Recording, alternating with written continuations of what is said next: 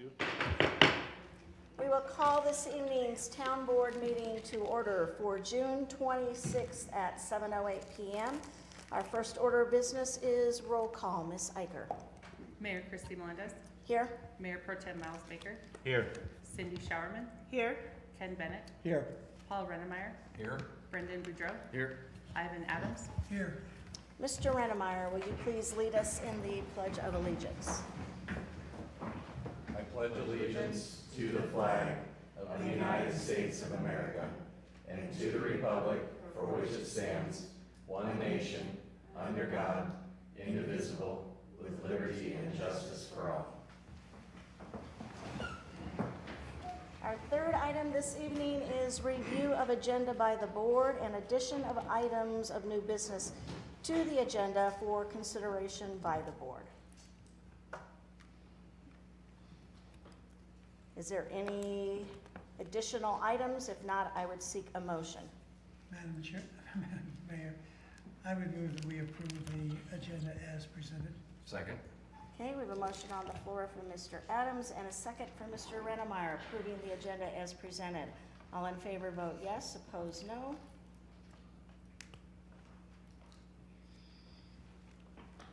And it passes unanimously. Item number 4. This evening we have an introduction of new employees to the board. Good Ms. evening, Gorley. Board. I'm Sherilyn Gorley, your HR Director. Ms. Shireman, I had the opportunity to meet you recently. It's a pleasure to have you here with us. Thank you. I want to let you know that we've got some pretty exciting news tonight. We have 3 police officers that we have hired from the Ames Community College Peace Officer Standards and Training Program, and they were sworn in with the mayor, I believe about a week and a half ago. So the chief is going to introduce these 3 folks, and we're very excited to have them. Yes, Sherilyn's correct. We are very excited to have 3 new additions to our department. I want to bring them up here one at a time and tell you a little bit about them, have them tell you a little about themselves. We'll start with Brenda Mojica. Brenda is one of the long-standing traditions of having female officers work for Windsor. It's been a while since we've had any, but she will be a valuable asset to our department, and we look forward to what she brings to our department. We're excited about the traditions and the directions we are going. Brenda. Good evening. First of all, I want to thank you for having me and for giving me this opportunity. I'm very excited to be part of Windsor.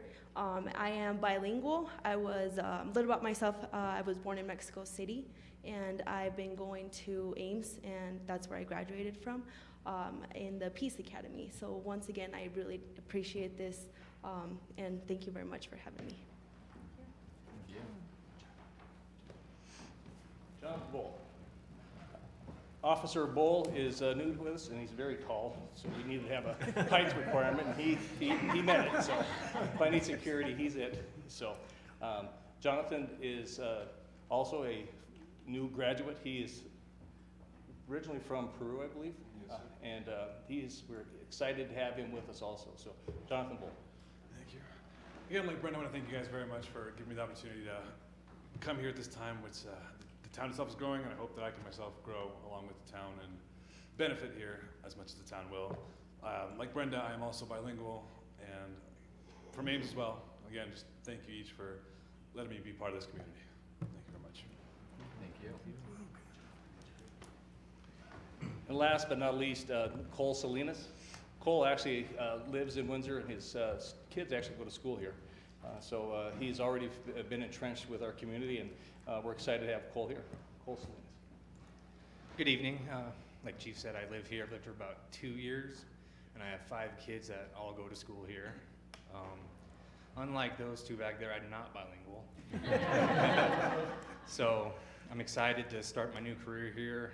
I got out of the Army in 2015. Been going to school ever since then, just finished the academy, and I'm eager to get started. Thank you. Thank you. Thank you. Thank you. And that is it for our new officers for today. Okay. Well, thank you very much, and welcome to our community.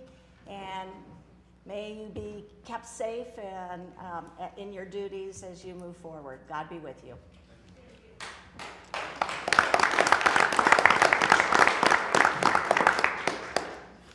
Item number 5, Board Liaison Reports. Mayor Pro Tem Baker, Parks, Recreation, and Culture Advisory Board. Thank you. I have no updates since our last meeting. The pre-cab will be meeting tomorrow at 6 p.m. and we'll be taking a tour of the parks throughout the town. Town Board Member Sherman, Water and Sewer Board, Clearview Library Board. I met with Ann Kling on last Tuesday to get brought up to speed, and I will be attending my first library meeting on Thursday evening.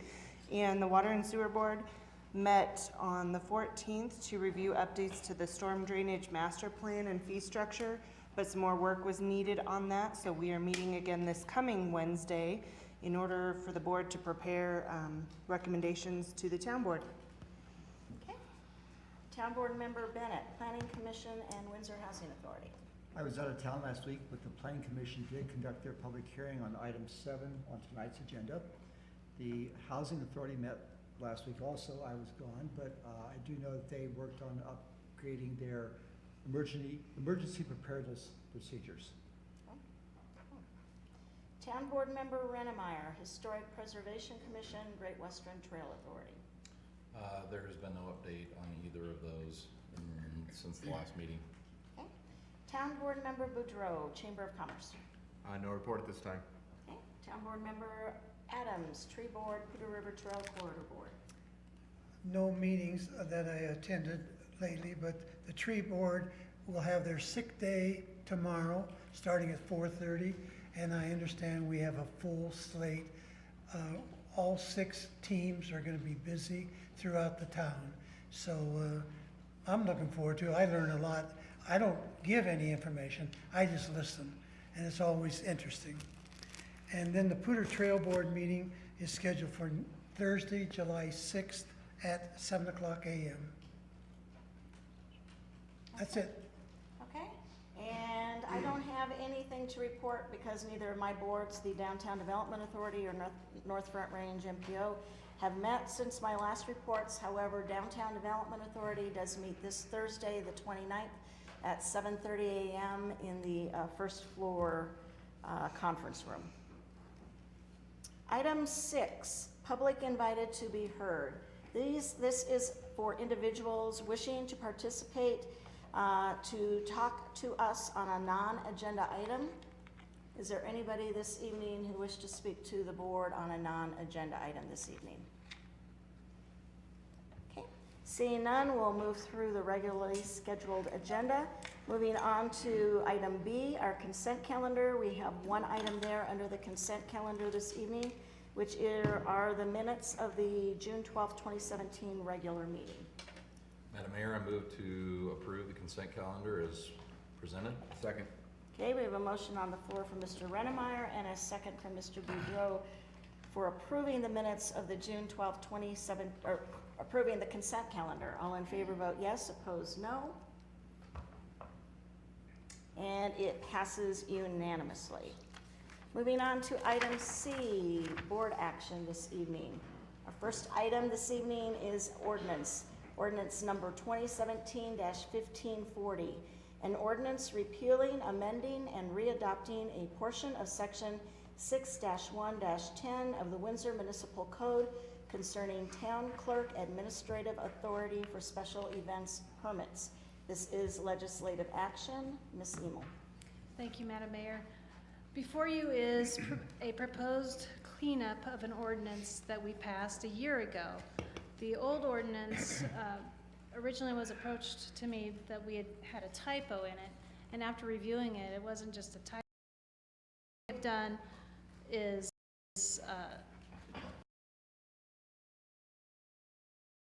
authority, and keeping in mind they always have the ability to refer it to the local licensing authority for any reason they see fit.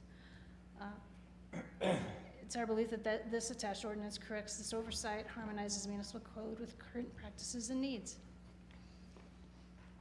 Okay. Are there any questions or comments concerning this ordinance?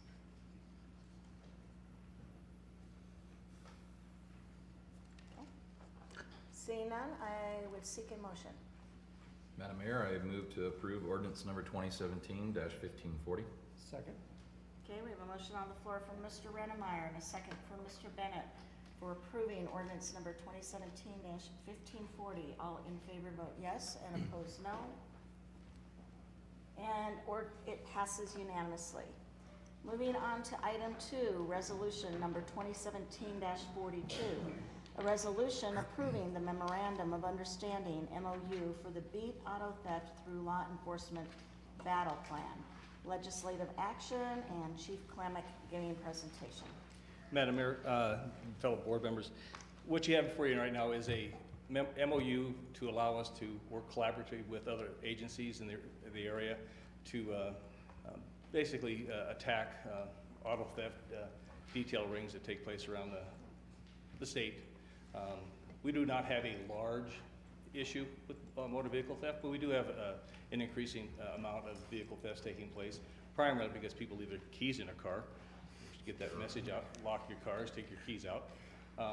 But this MOU will allow us to basically use and co-opt other agencies' equipment and manpower structures to address issues within the region. Also, it's an information sharing mechanism that allows us to work collaboratively with other agencies to address issues. So the issue before you tonight, I'm just seeking a resolution or a recommendation that you approve this memorandum of understanding.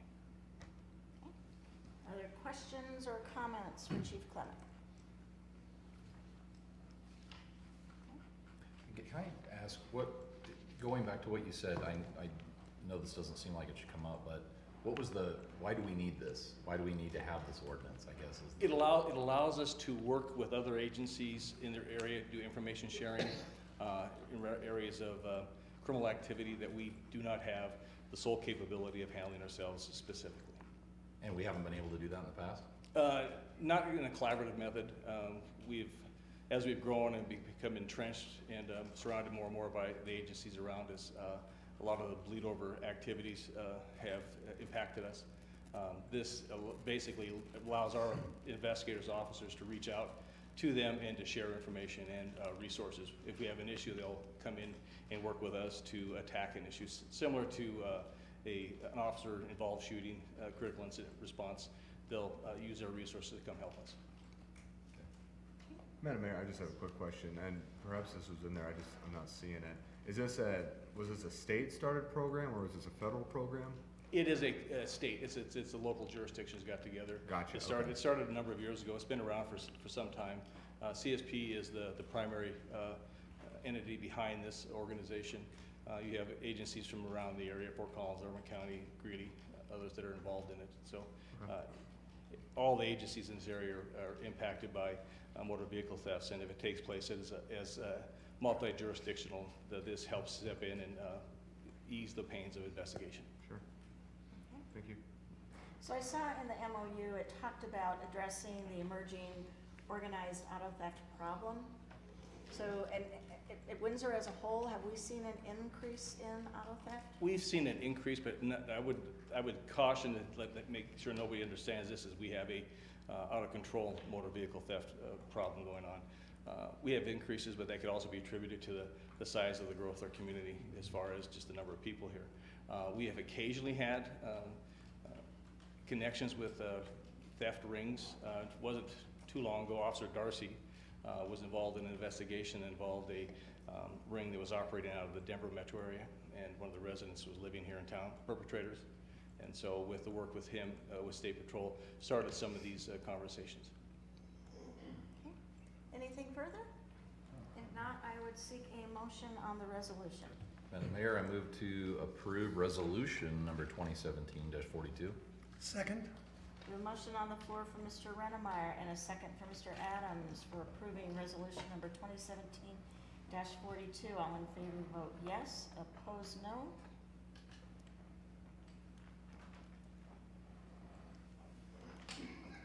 And it passes unanimously. Anyway, moving on to item 3, resolution number 2017-43. a resolution approving and adopting an intergovernmental agreement between Weld RE4 School District and the Town of Windsor for the School Resource Officer Program. Again, legislative action with Chief Klemick. Madam Mayor, again, this is a process that we started on some time ago to work collaboratively with the school district. I'll openly say that I, for one, was not always in favor of SROs in the schools. I always often felt that it was a breakdown of our society when we had police officers in the schools. With working with the schools and our SLOs, school liaison officers, developed the intense desire to impact some of the issues that were going on in the schools. Working with them specifically, we were finding ourselves at the school a lot. There was a desire to create an opportunity for officers to interact with the schools and hopefully provide some positive impact and create a avenue where to avoid some of the issues that are taking place at the schools. It's not a cure-all. An SRO will not go in and stop every activity that takes place at the schools. It's not intended to. But the school district has agreed to be involved as a partner in this process. It's something that they have not been able to in the past. I met with their board on the 19th. They are all in favor of this arrangement and look forward to Officer Darcy, who will be the SRO, as to working with the schools and to his interaction hopefully have a positive impact on the student body. And I would recommend that we approve this resolution. Questions or comments for Chief Klemick? Thank you for getting this done. I think it's a great idea to have that presence there at the school. My question or comment is, do you see this, these officers maybe going to Severance one day? Since so many Windsor students go there, and it is part of the school district, it seems like it would be a natural. That question has come up. That would take some conversation between our board, the Severance, and also with the Weld County Sheriff's Department. They have jurisdiction in Severance, so I believe they do have SROs that work with the schools. But Okay. again, that'd be something we'd have to have discussions as we move down the road. Okay. Madam Mayor, Yes. I have a few questions that Yes, I'd sir. like to ask, and I'm all for the program. I'm looking forward to seeing it happen, but I do have some questions. Why does the program exclude the charter school? There are two separate funding mechanisms. The charter school is funded separately than the other schools. The RE4 school district receives the funding for their kids and then rebates or forwards their funding to the charter schools. They were not included in this because these funds are coming from RE4's funds, not the charter funds. So in order for those kids at the charter school to have the services, the charter school funding has to? If we were to have an officer stationed there or to work there exclusively, it would require another contract with them. They will still receive services from the police department. We have officers day shift that will work with them moving forward as they do now. So they will not be excluded from the services, but this contract is specifically with RE4 school district. So it's a contract versus services then? Yes. That makes me feel better because there are kids too. Yes, and, they will receive services, just will not be primarily by this SRO as funded by that position. I don't know if the board members noticed, but there's a set comment about it in there. So, all right, thank you, Chief. The second one is, it says in Part B on Article 2, it says regular hours of the SROs. Overtime hours are not worked.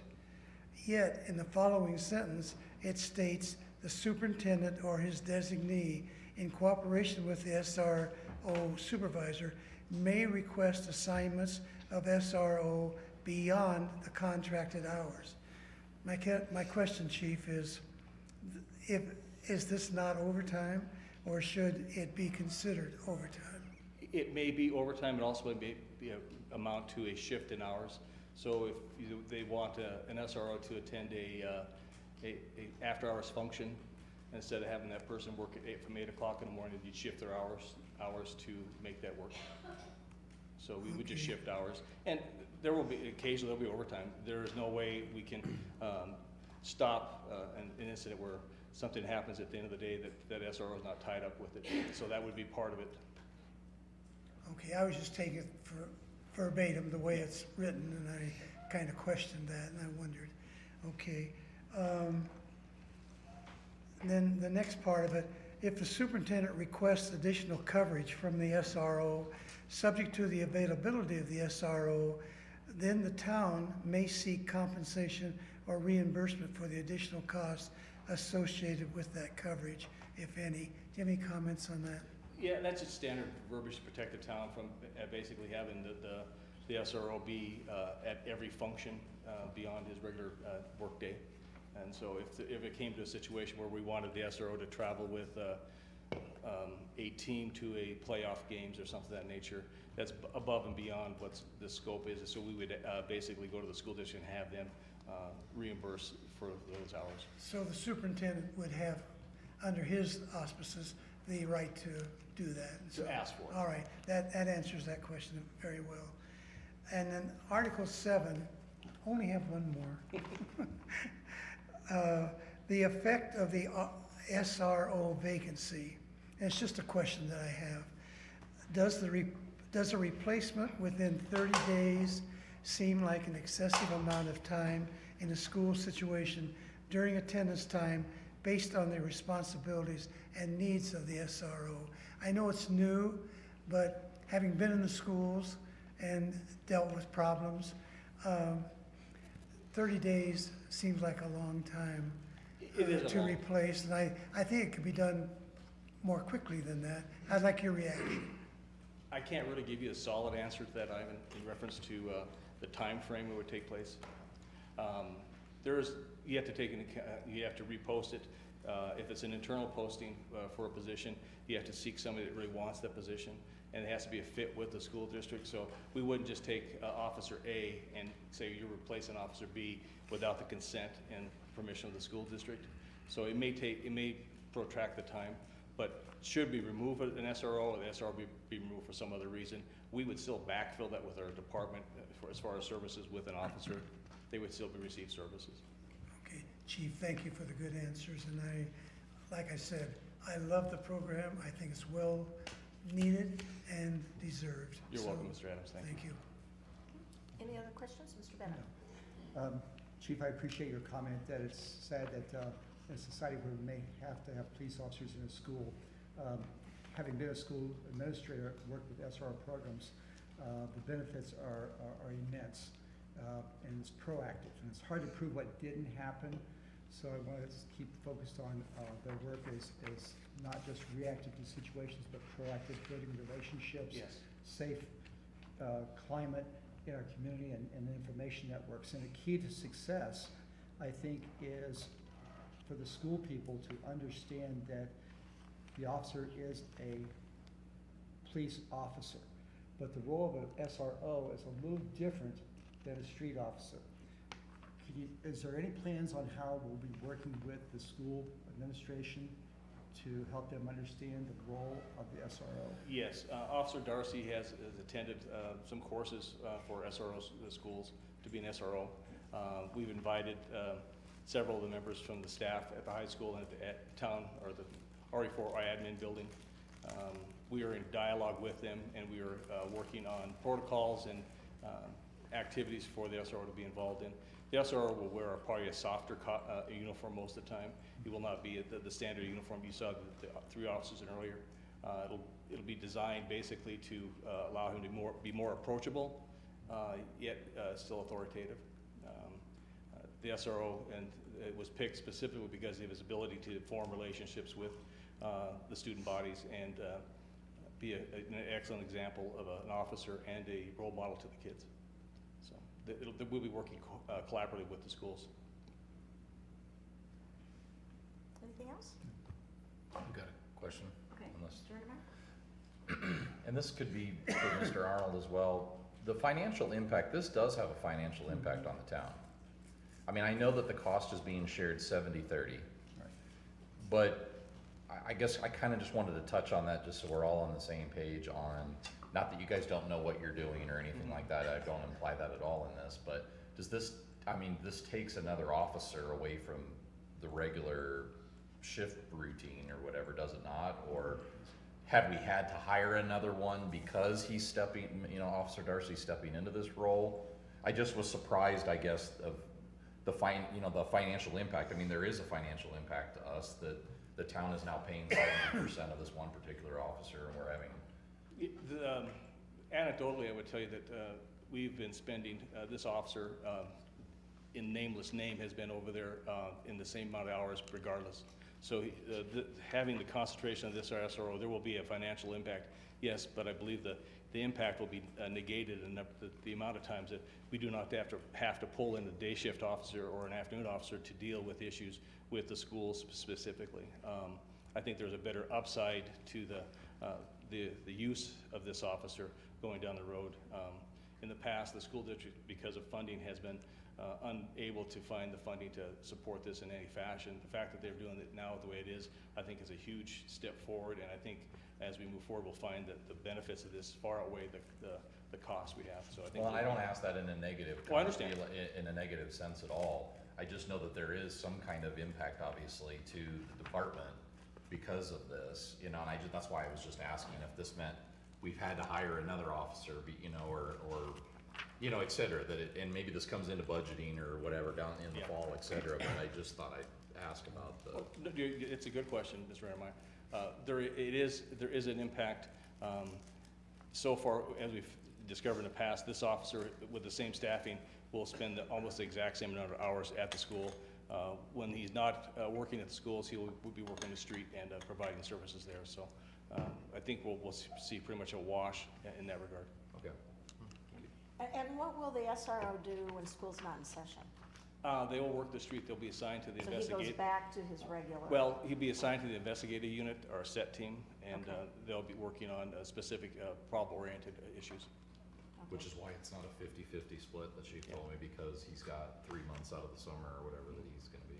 Because does he start the first day of school to the last day, or is there some time It's ahead of schedule that he has to be there? He'll be there at the start of the school and probably a few days before, just to work with the staff on parameters and scheduling and those issues there. Okay. And Madam Mayor, I think there's quite a bit of information in there about what he does on vacation times and holidays, and so special assignments. So that, am I correct in that, Yes. Chief? Yeah. He won't have a school district calendar. So. Right. Okay, any additional questions or comments? If not, I would seek a motion. Madam Mayor, I would move that we approve Resolution 2017-43. Second. Second. Okay, we have a motion on the floor from Mr. Adams and a second from Mr. Boudreau for approving of resolution number 2017-43. All in favor vote yes, opposed no. And the resolution passes unanimously. Item number 4 is a COPS grant presentation, again from Chief Klemick. Madam Mayor, again, thank you. This is a presentation specifically out ahead of time. We are asking for permission to move forward with applying for the funding for of a COPS program, which will pay a 75-25% split of 2 officers' salaries. It has to be approved by the federal government. If it is, there's a cap on the amount over a 3-year period, which would be $125,000 for those officers. That pays for benefits and salary, 75% of an entry-level officer. The positions we're looking at are to deal with drug and alcohol issues, both at the county level as far as a task force and as a school drug detective, basically, to be focusing on issues specifically in the community. There is no guarantee that we'll receive this funding. The funding application has to be in by July 10th. To move forward, we'll probably find out no later than September if we receive the funding for this. One of the requirements, if we do get the grant, is that we maintain these officers' employment for an additional year beyond the 3-year commitment. And so I would ask that we be allowed to move forward with this application and submit it because ultimately as far as budgeting, we'll have an implication and move with that direction. So do we need a formal? Yeah, yes, and just add on what Rick said, so piggyback on what you said at work session, what did we learn? This is one of the sessions I went to in National League of Cities was about this program. And came back and I knew what Rick was thinking. I thought this would be a good fit, so to Rick's credit, he's been looking at it. We've had these in the past. Yes, it's been a while. Yes, back in the early 90s. But it could be a very good funding source to help us get this program started with federal assistance. So I think a motion to approve, to authorize the mayor or I think it's myself to sign the grant application would be appropriate. Would there be a reason why we wouldn't qualify, or that we, or Money? we would or wouldn't, or, I mean, They just like any federal program now, it's limited funds. So, but they'll look at the purpose and the use, and actually, quite frankly, the longevity of time we've not been asking for funds. So we think this use and the time period that we haven't accessed these funds will play in our favor. Doesn't guarantee anything, but that's why we thought it was good timing. Madam Mayor, Yes. just a question for you, Chief. Yes, sir. Obviously, being a federal grant, there are also usually strings attached. Just curious, it sounded like one of the requirements is that we have to keep the officers retained for 1 year past 3-year service. Yes. Is that it? Is there anything else that's below the surface that's lurking? I'd just like to ask that question. No, the grants are laborious in the fact of the report system you have to go through. But no, they'll look at criteria is if it's specific to their goal as what they're looking at, and if it fits their goal and it's compatible, it would be favorable for us to get grant. Yeah, and I do want to. So any federal money is laborious. Yeah. I want to just preface that. Yeah. And there are conditions you have to agree to. Right. But they're nothing outstanding or unusual that we've agreed to for our past other federal grants. No, I appreciate that. I just know my dad's undersheriff back in Michigan, and he does grant writing all the time, and they are a great source of funding. But sometimes they hamstring you in some of the most ridiculous ways, where you can only use money dedicated a certain way, which eliminates any flexibility and removes your ability to actually use the funds that you actually need them. So, the COPS grants, traditionally and as we've experienced through history, have been very easy for us to work with. Have not been difficult. The difficult process in the inception, the first couple times around, was did we have the wherewithal financially as a community to make sure that we continued that funding past the grant cycle. So that was the biggest part. well, I appreciate the time that you put into grant writing. I have a certain appreciation for it. So, Well, I appreciate it. Lieutenant Dodd and Kelly Unger have done the bulk of that, so I cannot take kudos for that. I'd have to give kudos. Kelly the Kudos most to them. credit. Okay, any additional questions? If not, I would seek a motion. I move to approve or to authorize the grant writing process for the COPS program. Okay, we have a motion on the floor for Mr. Rennemeyer and a second from Mr. Boudreau of authorizing the grant to move forward. All in favor vote yes, opposed no. Mr. Bennett? And it passes unanimously. Moving on to item 5 is our 2016 audit presentation. Mr. Moyer. Yes, thank you, ma'am. In your packet is a fairly voluminous document that is our annual financial report. On your chair when you came in was a much smaller document that we will get to in a minute.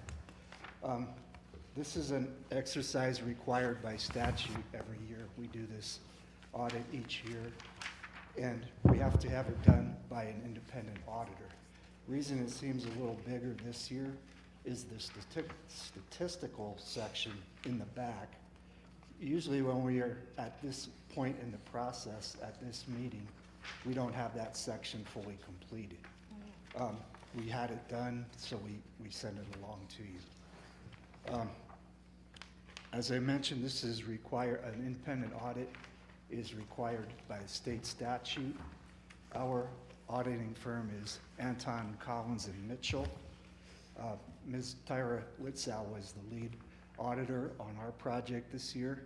She is here to present the audit and answer any questions that you may have. What will happen next is the next item on the agenda. If you approve that resolution, that will be adopting this document as the official audit for the year. We will then, the draft stamp on this will come off. We will then bind it up and send it to the appropriate reporting agencies, the state, the USDA, Standard & Poor's and such. And we will also make it available on our website. So with that, I'm going to step aside and turn it over to Tyra, and she will, as I said, present and answer questions.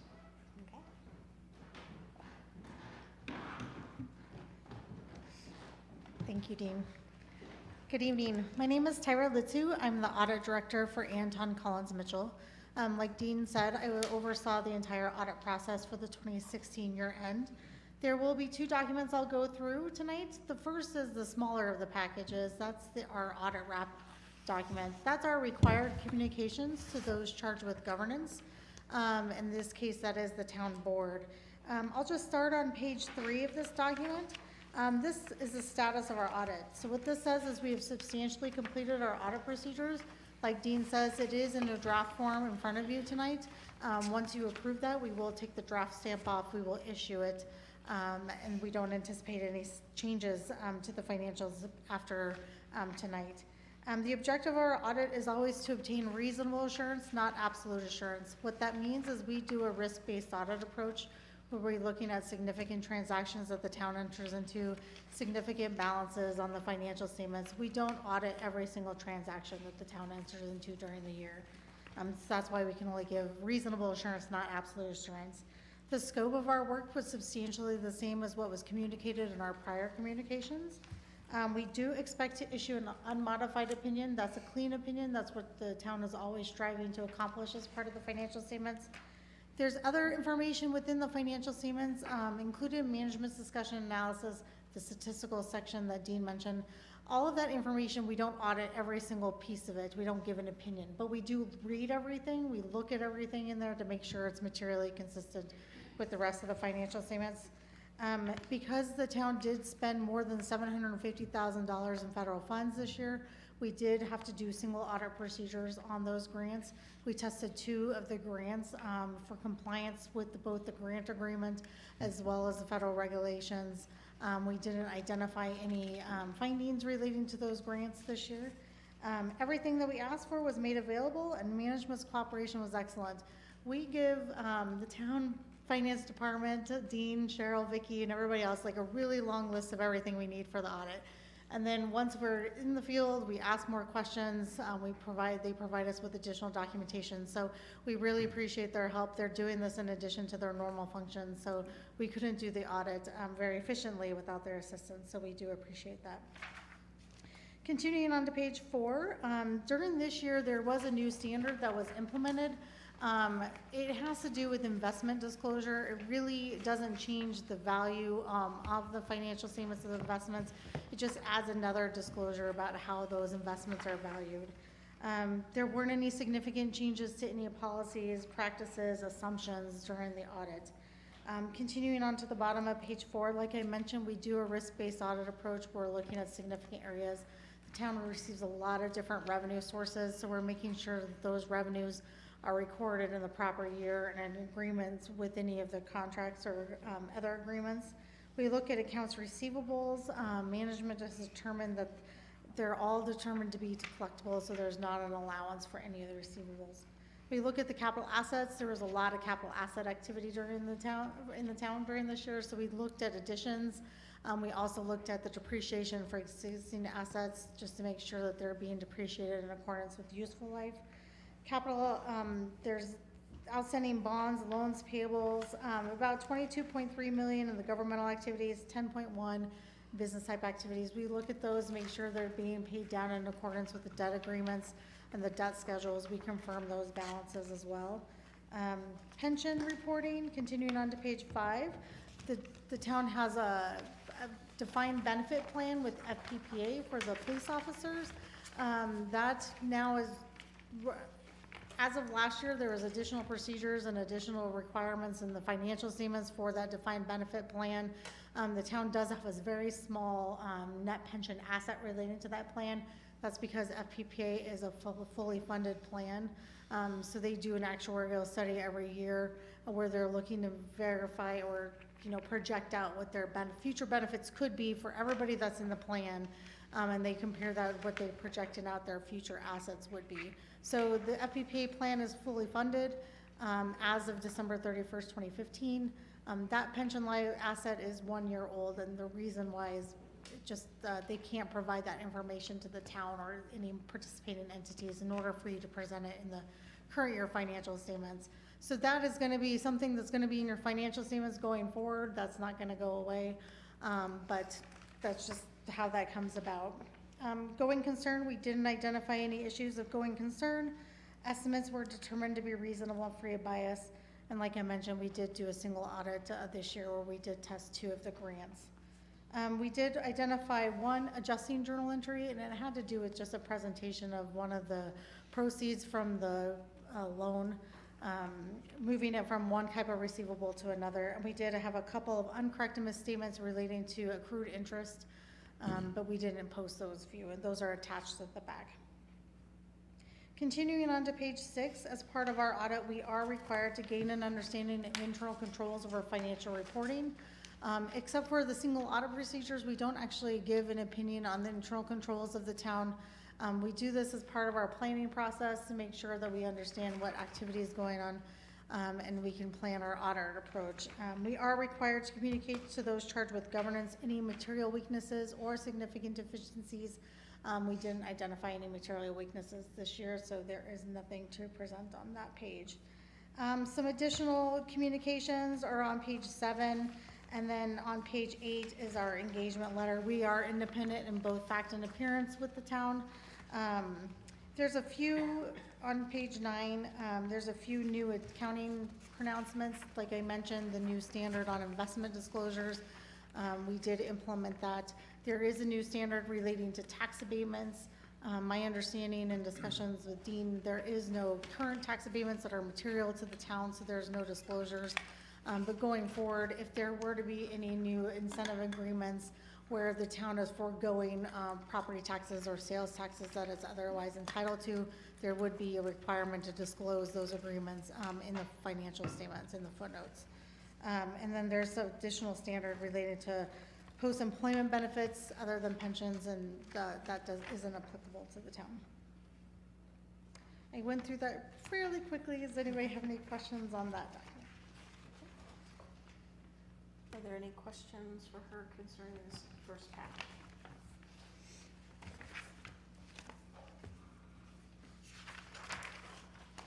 So the really lengthy document is the town's CAFR draft. I won't go into this in a lot of detail. I do want to point out a few things. I will start with the statement of net position. Excuse me while I scroll through. Well, actually, let me backtrack to page 5. This is management's discussion analysis. This is the town's, from the town's management's perspective, what happened at the town during the year, what increased, the asset additions, debt payments. This is the only part of your financial statements that has current year activity as well as prior year, so it has the comparison information. I won't go into that in a lot of detail, but I think this is a really valuable tool for the board as well as users of the financial statements to kind of get in layman's terms what happened at the town during the year. But starting on page 19 is the first document I'll go through. That's your statement of net position. This shows all of the assets of the town as well as all the liabilities of the town, at both your governmental activities, which is your general fund and all your governmental funds, and then your business type activities is your water and sewer funds. So this just shows you basically all of the assets and the liabilities. At the end of the year, you had a net position of about $107 million in your governmental activities. You had about $133 million in your business type activities, total of about 2.4. The column on the right is the Downtown Development Authority. That is presented as a discretely presented component unit. So that activity is also included within the town's financial statements. Some of the biggest portion of your net position is that net investment in capital assets. That's your capital assets less any related debt related to those assets. You do have some restrictions for capital projects of about $19 million. The Tabor Emergency Reserve restriction is $964,000. That's about 3% of your current year spending that has to be restricted per the Tabor regulations for emergencies only. You also have restrictions for Parks and Recreation. That's your Conservation Trust Fund monies. Those can only be used for Parks and Recreation. That pension is that $2,000 net pension asset. That's your proportionate share of the net pension asset with FPPA. Your operations and maintenance and your business type activities is about $1.2 million. Those are required by the debt. And then the end, you have unrestricted net position of $41 million. So that hasn't been restricted by any outside source. Pages 20 and 21 is the statement of activities. This shows all of the revenues and expenses for both the governmental activities and the business type activities. Page 21, you will see that your governmental activities increase your net position by about $17 million. Business type activities increased at about $18 million. That just means that the town's brought in more revenue than it spent on a full accrual basis. So both of those are positive trends. The balance sheet is on page 22 for your governmental funds. This shows your general fund, capital improvement, your community recreation center expansion, and then additional funds are presented combined as one column in the other governmental funds. Again, your fund balances for your governmental funds are pretty healthy, about $36 million. The same restrictions apply, but you also have assigned for Parks and Recreation and your other governmental funds. But your unassigned fund balance for your general fund is about $9 million. That just means it hasn't been assigned or committed or restricted for any purpose. And if you look at page 24, you'll see that it's over 50% of your general fund expenditures. So that's a pretty healthy unassigned fund balance. That just means that, if you were to cease operations or whatever, you would have more than 6 months of reserves to pay down current expenditures. So that's a pretty healthy unassigned fund balance. And then you'll see then on page 24 that overall your governmental funds did decrease, and that has to do with your community recreation center expansion.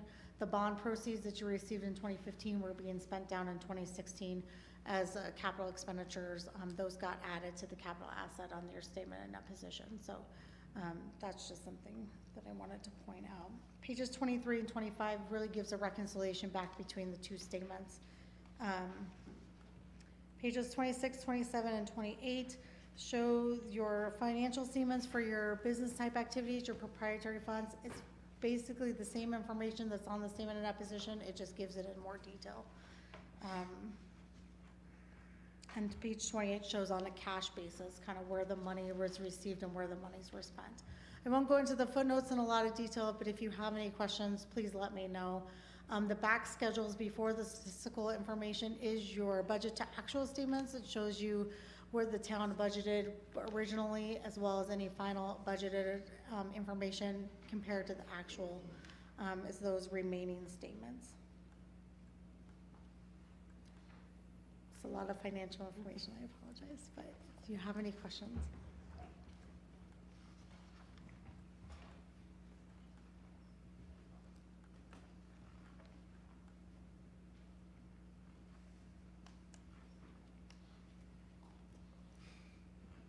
I don't have anything else unless Is there's that any it? questions. No?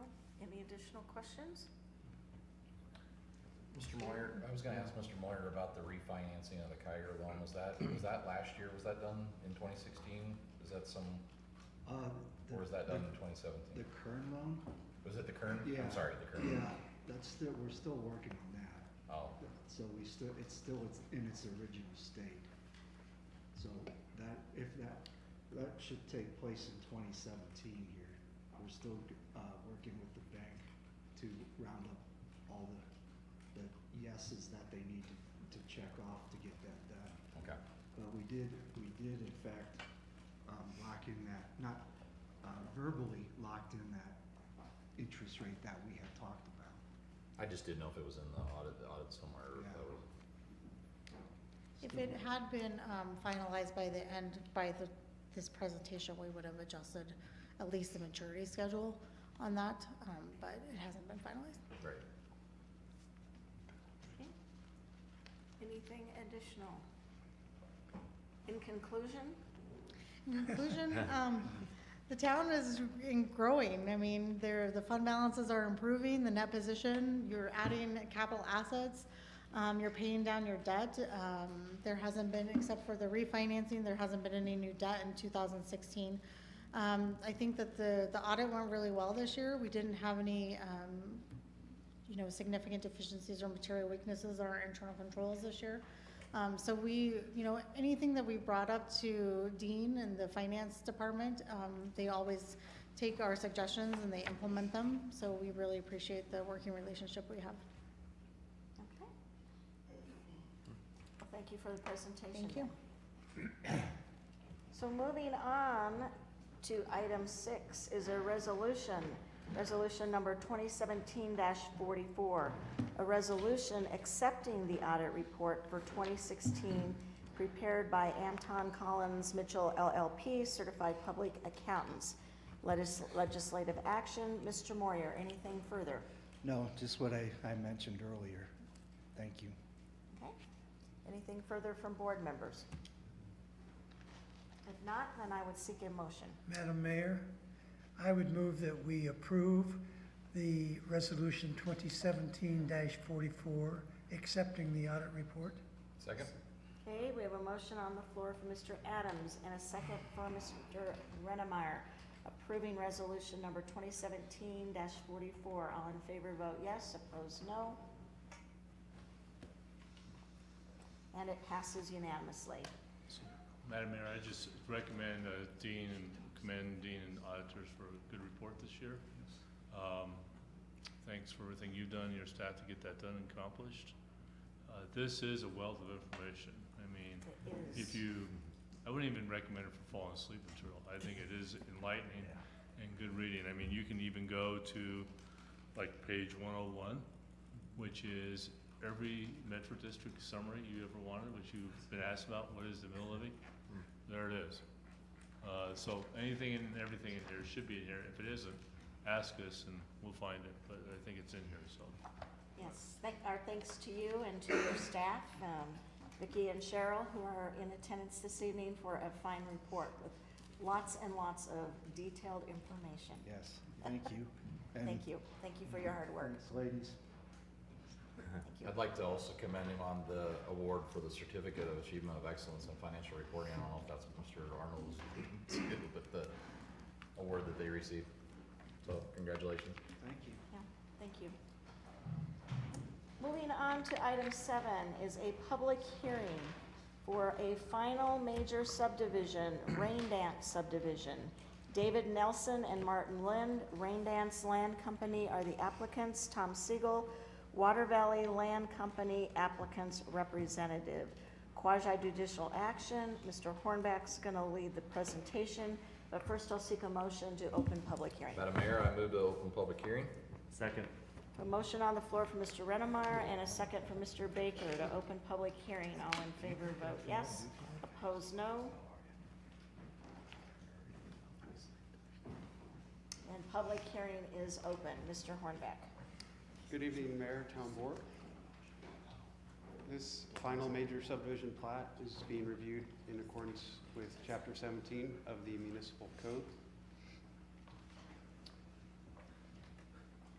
The subject subdivision, known as Rain Dance, encompasses approximately 765 acres. It is zoned planned unit development with a underlying zoning of residential mixed use. This is the first of numerous anticipated filings associated with the Rain Dance subdivision. which encompasses, well, this is a portion of it. It'll extend north of New Liberty eventually as well.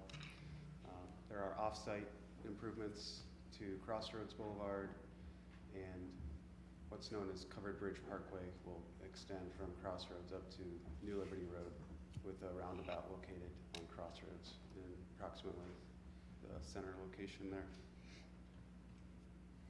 The subdivision consists of approximately 337 single-family lots. They range in size from 5,500 to 14,000 square feet. There are 26 open space tracts for drainage, utility, and access, about 9 acres. There are 2 farm tracts totaling 37 acres, and these will be actively farmed and managed by the Metro District. There are 3 future development tracts totaling over 600 acres and about 60 acres of public right-of-way dedication. This is the plat with Crossroads on the bottom, County Line Road or County Road 13, and New Liberty Road. And in a little greater detail, and the roundabout is the bottom left corner here. The standard conditions of approval for a subdivision plat such as this require that all Planning Commission and staff comments be addressed. There is one staff comment which hasn't been completely resolved, which is the amount of landscaping proposed for the Crossroads Boulevard roundabout. The applicant will construct the roundabout and provide irrigation to the roundabout. Being public right-of-way, the town would typically maintain that landscaping. The Parks Department has concerns with the amount of landscaping shown and the maintenance commitments that would be required to maintain that. So there have been ongoing discussions to resolve that issue, and the staff has requested landscaping either be similar in design to the 7th Street and Eastman Park roundabout, or that a Metro District maintain the landscaping. There was a mineral owners public hearing held in accordance with the Colorado Revised Statutes in February of this year, and an objection was filed by Anadarko. Earlier this evening, we did receive a withdrawal of that application, so the subdivision review or approval or consideration can continue as normal. The project is in conformance with the comprehensive plan, particularly Chapter 5, the growth framework. The plan goal states maintain the character of the community while accommodating future growth that is fiscally and environmentally responsible. It's also in conformance with objectives 1 and 2. And Chapter 5C, residential areas framework plan. The goal states support diverse housing and residential neighborhoods to meet the needs of varying family sizes, lifestyles, and income levels, and is in conformance with objectives 1, 2, and 4. The proposal is also in conformance with the Vision 2025 document, including the growth and land use management elements. There was one public comment received on the application. It is included in the packet materials. It was an email from a resident expressing opposition to the subdivision. At their June 21st meeting, the Planning Commission forwarded a recommendation to the Town Board of approval of the final major subdivision as presented, subject to 3 conditions. The first condition regarding the oil and gas objection has been satisfied since the objection has been resolved, so I would recommend that number 1 just be stricken and left with recommendation number 2, which states an executed development agreement incorporating all remaining staff comments shall be addressed prior to recording of the plat. Number 3, a signed plat, public improvement drawings, and infrastructure drawings addressing all Planning Commission and staff comments shall be completed prior to recording the plat. The notification was sent for the neighborhood meeting as well as this and the Planning Commission public hearings to the property owners on the map shown. Staff requests that the following be entered into the record: the application and supplemental materials, staff memo and supporting documents, and recommendation. With that, the applicant does have a presentation they would like to share with you, so unless there's any immediate questions, I would turn it over to them. Are there any questions for Mr. Hornbeck before we see the additional presentation? Madam Mayor, I guess my question would be, will the applicant be addressing the whole roundabout situation, or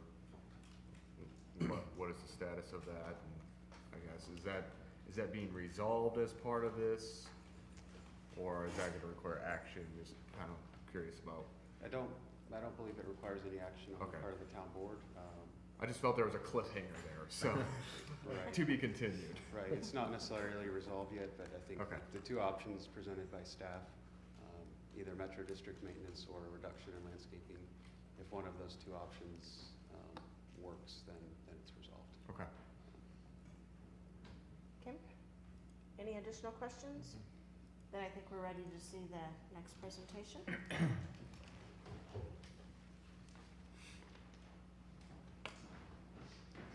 Mr. Lind, you'll be presenting that?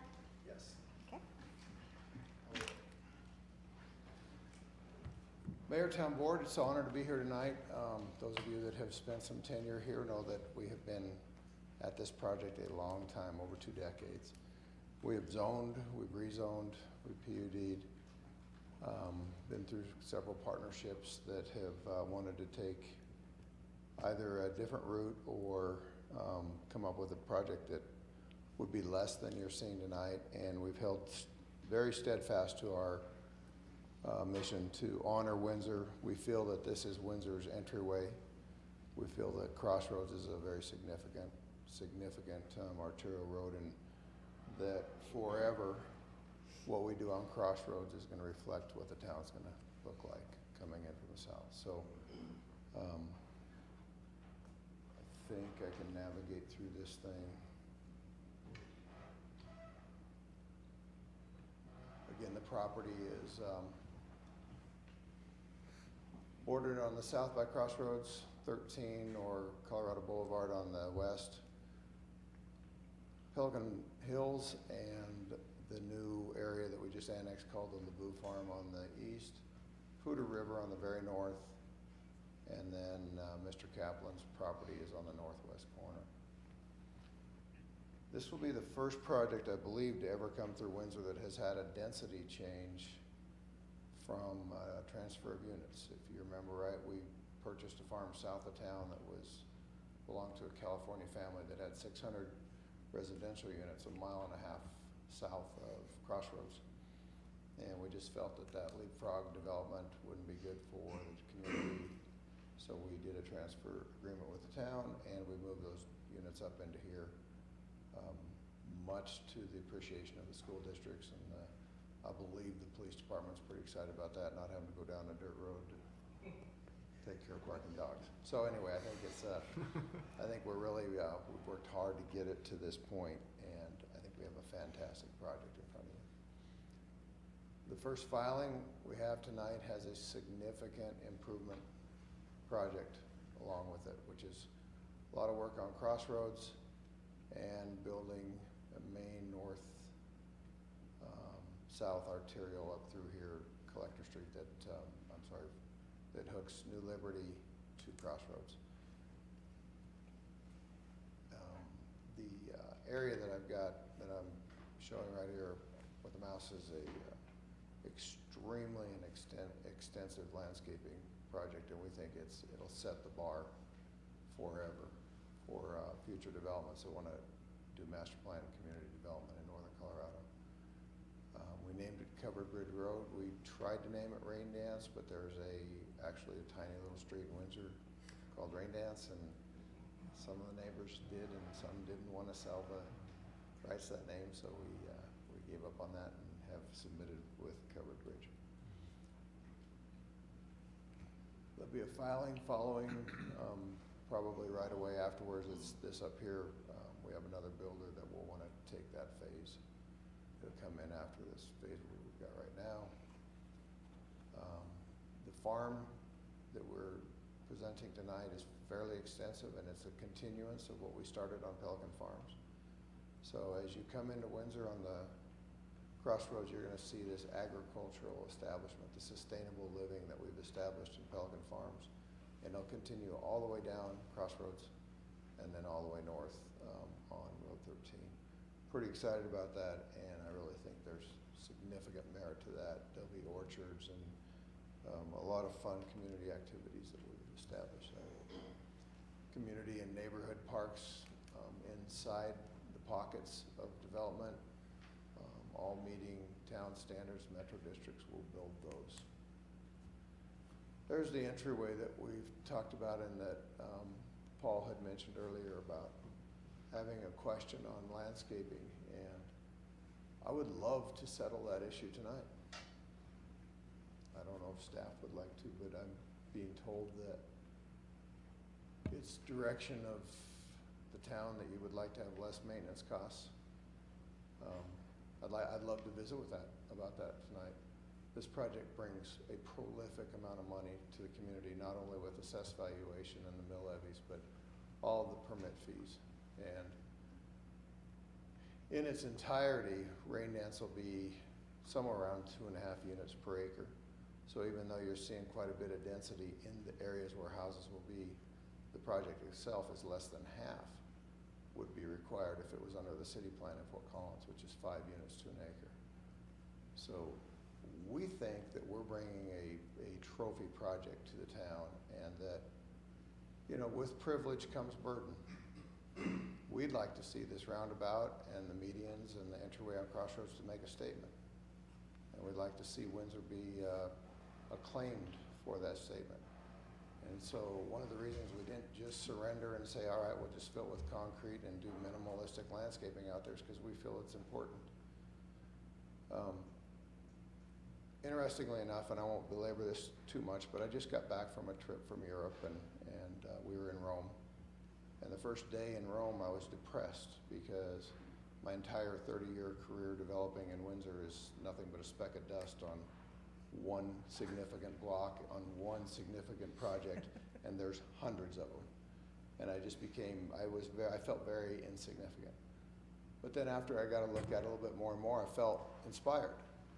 And we only get one chance at this, and we only get to do it once, and we get to leave a little bit of tiny legacy on that giant wire line of life. And I just don't think that we need to sell ourselves short. And yeah, it's kind of a pain in the butt, and it's a lot of maintenance, and it's a lot of work to keep things really nice and pretty, but we'd like to see the project be significant. And it will be north of Crossroads where we're taking the maintenance and where we're doing it. We just like to see the roundabout and the medians complement what we're doing on the north side. And be it not for that issue, we're ready to go to Mylars on all of this project, and this is a significant task. This has been a lot of work. So, you know, without being disrespectful to staff or anything like that, I would just love to know town's direction on this, and I'd like to get it settled.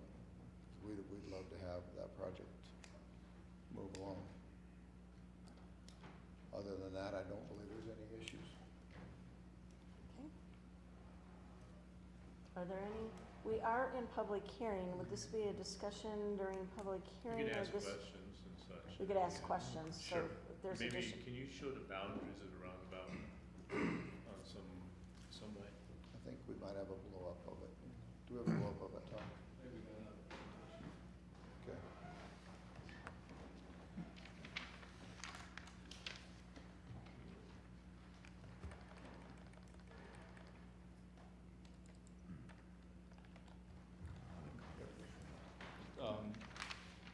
What staff had asked us to do is to make it similar to the roundabout at Eastman and 7th.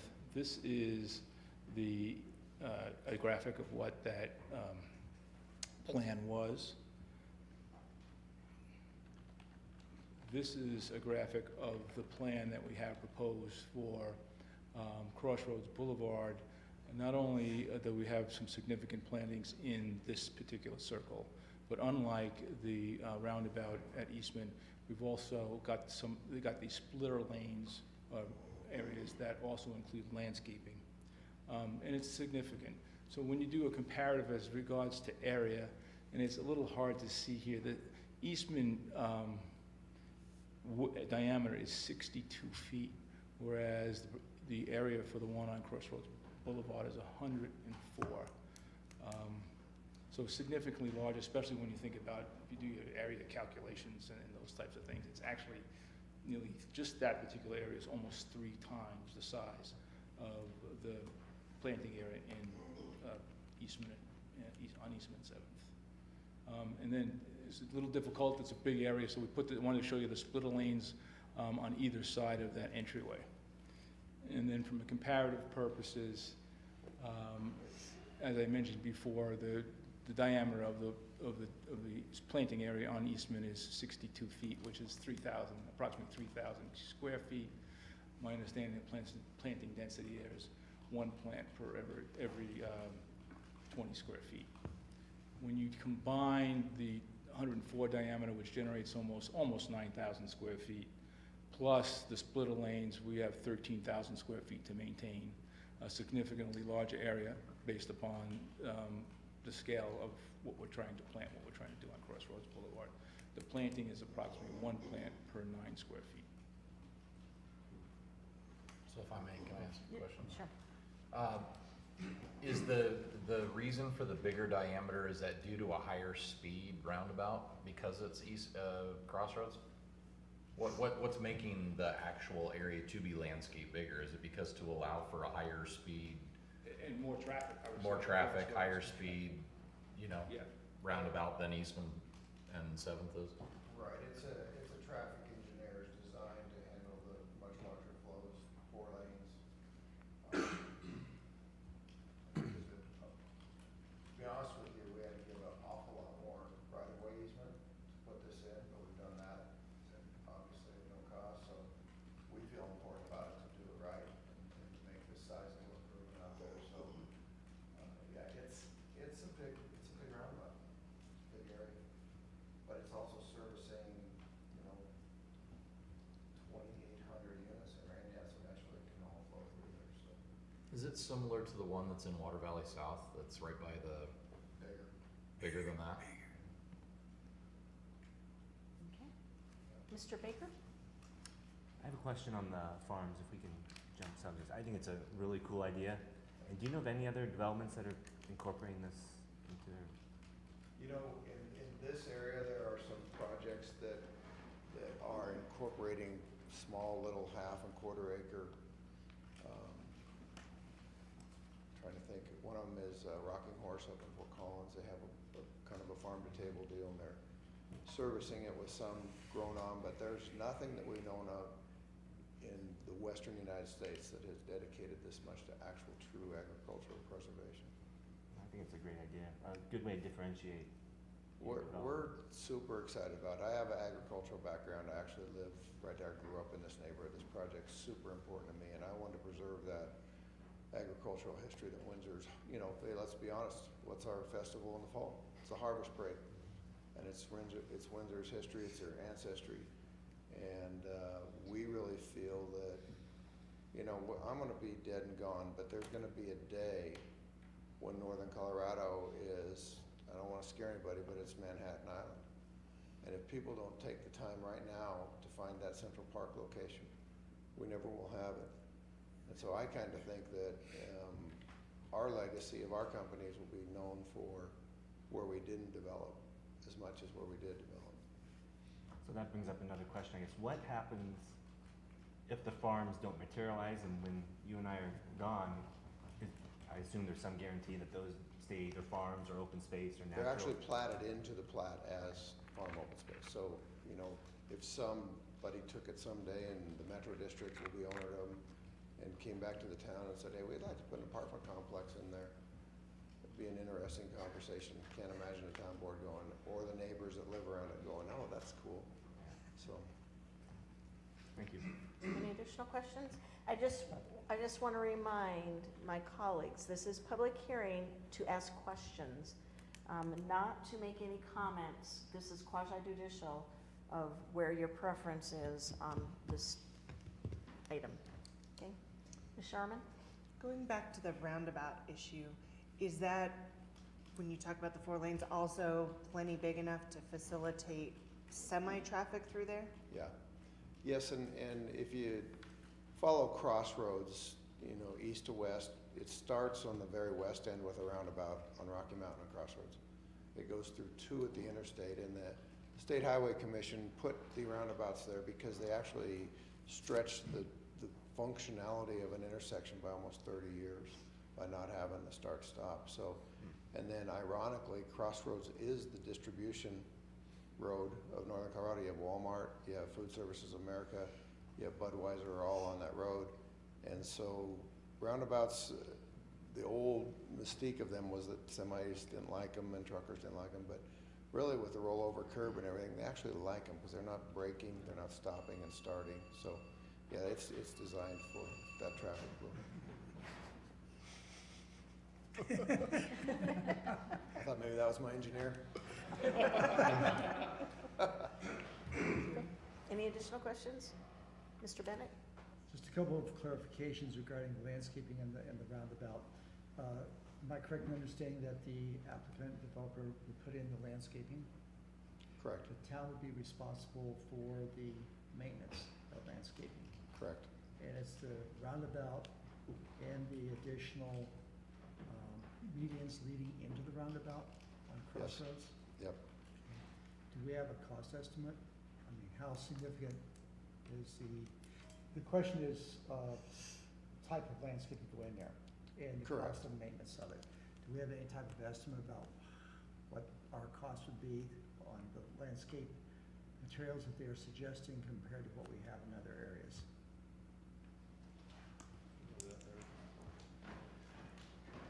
And also resource, human resource. The human resource piece is our greatest concern at this time. We currently are probably going to end up a little more than double of our current roundabout work with the 3 other ones that we maintain now. The addition of this one, the one at the top of 7th and Crossroads, and the one that will occur at the cemetery in the future. So we will double, and then as you saw, the size of this one is really almost like maintaining 2, plus the addition of the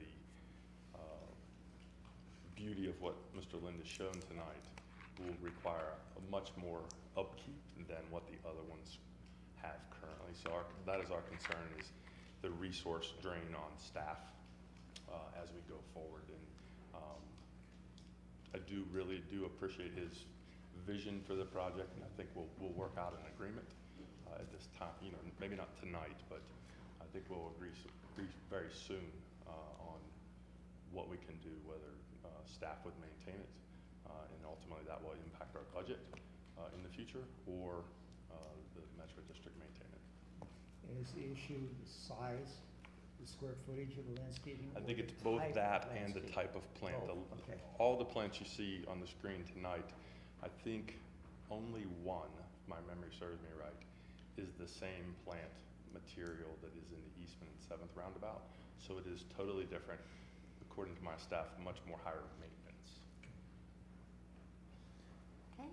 Mr. Boudreau? Madam Mayor, Mr. Lind, you voiced your opinion about the option of changing it from what you had designed to the Eastman model. What was your reaction to the suggestion of the Metro District maintaining it? Not unlike you folks, we have a fiduciary duty to our taxpayers, and you know the current code, the way it works is we build it, and then if it's in a major arterial right away, that the town maintains it. The roundabout at Crossroads and 7th has never been finished. That particular agreement was that the town couldn't finish their roundabout because the landscaping, because we didn't have water out there. So Mr. Kelly and I have visited on that. We think that that's probably in the queue now, and we can get that whole south entrance of Windsor cleaned up and prettied up.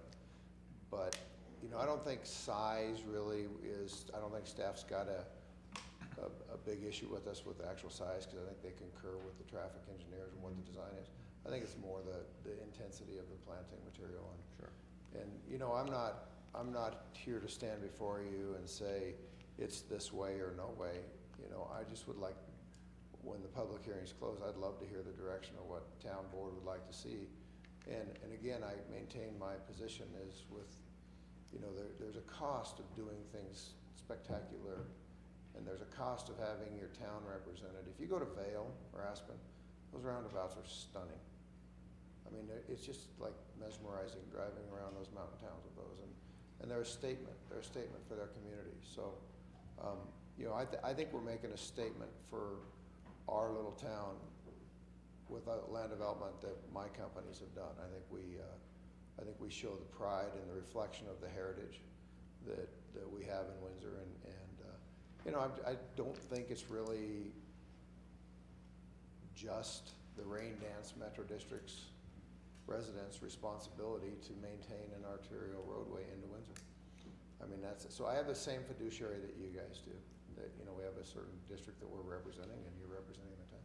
Do I understand correctly that the irrigation will be provided for by the Metro District? Yeah. We'd like the town to start with an unlimited budget, and then we'll go past that as we need. I thought that's where we were. That's about what we've been, right? Yeah. Kind of like the laughing's not considered kind of like to the be chief beyond of the police scope stood of up the here, public right? hearing, Yeah. is it? Additional questions, Mr. No, Boudreaux? I'm good, thank you. Thank you. Okay, any additional questions before I open it up to the public? Well, I guess I would like to ask one question, and that is, Martin, I've known what you've done in the past, but will you explain a little bit more about this, the size of this, according to, I mean, let me say it this way, depending on safety, a larger roundabout, the traffic that we're gonna see on Crossroads in the future, and then, would you talk a little bit about the safety? And I'm gonna add one more thing. I questioned Eastman Parkway, and I was convinced by staff that the reason for that isn't for the beauty of it necessarily, it's for the safety of the lights at night. And I think we forget that sometimes, don't we?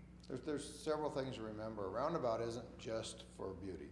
A roundabout is for traffic flow, fluidness of traffic, safety, and it's not just the concrete, it's the landscaping as well. So oncoming lights, that's a consideration. Another consideration is that a major stoplight is very expensive. And stoplights have maintenance issues, and stoplights have ongoing, not as much as the landscaping, but they have ongoing maintenance issues as well. And the one thing I will maintain, and I've always maintained this, is that very seldom, and I would challenge any of you to ever find me a set of crosses along the side of the corner of a roundabout. There's fender benders, there's very seldom a tow truck, but you go to almost any major stop light or stop sign and there will be crosses on that corner from either a malfunctioning light or someone not paying attention.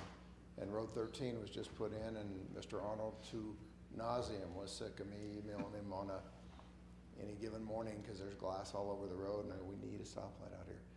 And so it isn't an all or nothing thing. You're just trading off what do you want to see. And one of the reasons that we're so bullish on the size of this is Crossroads is going to be a big street.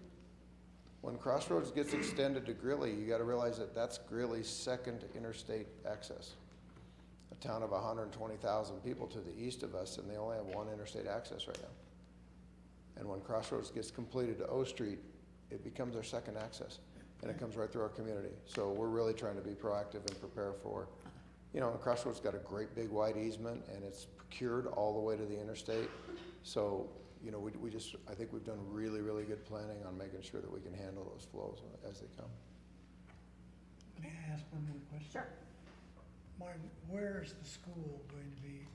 We have several things going with RE4. One of them is the big 50-acre dedication we did on the LeBouf Farm, which is just between South Hill, which is Pelican Farms, and Rain Dance. We're also right in the middle of a deal of expanding their acres right now, along with we're working with the town to find some extra acres out there for more park and recs for the town. In addition, we have a school site in the middle of, whoops, we got to go back, don't we? Out of this one. we have a school site.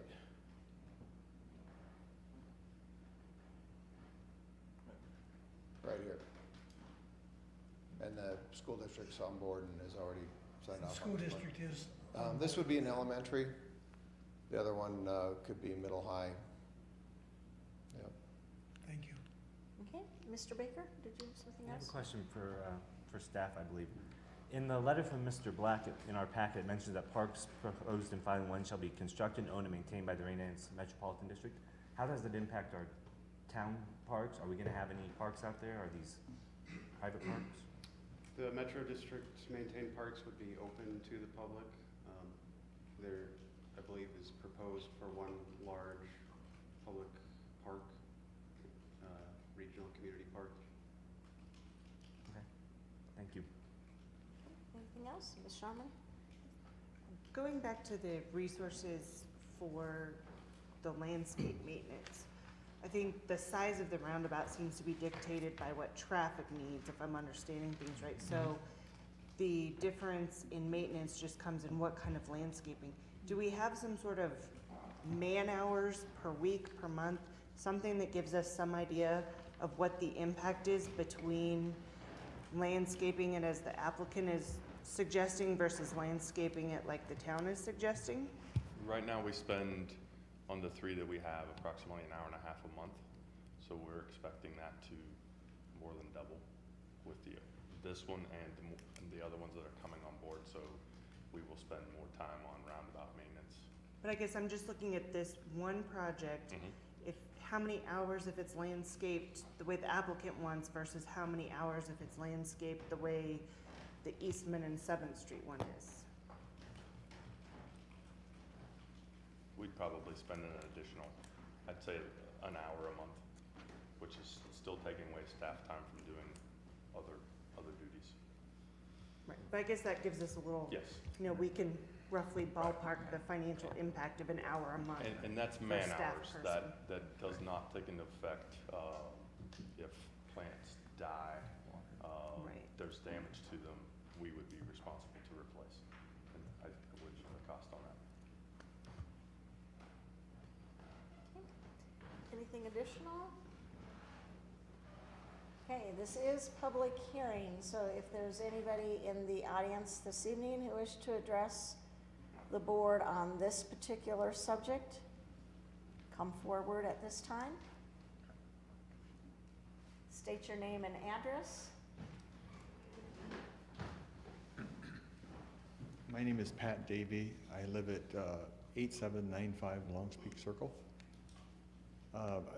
I just really have more forms of questions and concerns, I guess, is I've heard a lot of discussion about the roundabout.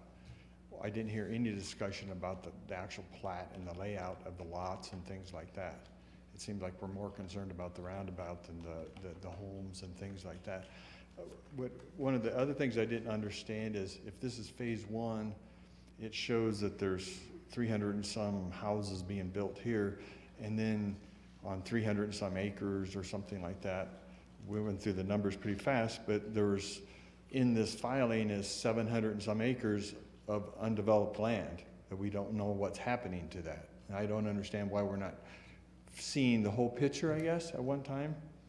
You know, we're talking about the pretty parts of the subdivision, was I guess what my concern is, because I live in Steeplechase, and I've heard that this is going to be like the gateway, and we want to make sure that roundabout and that entryway into that new bridge or covered bridge road is pretty.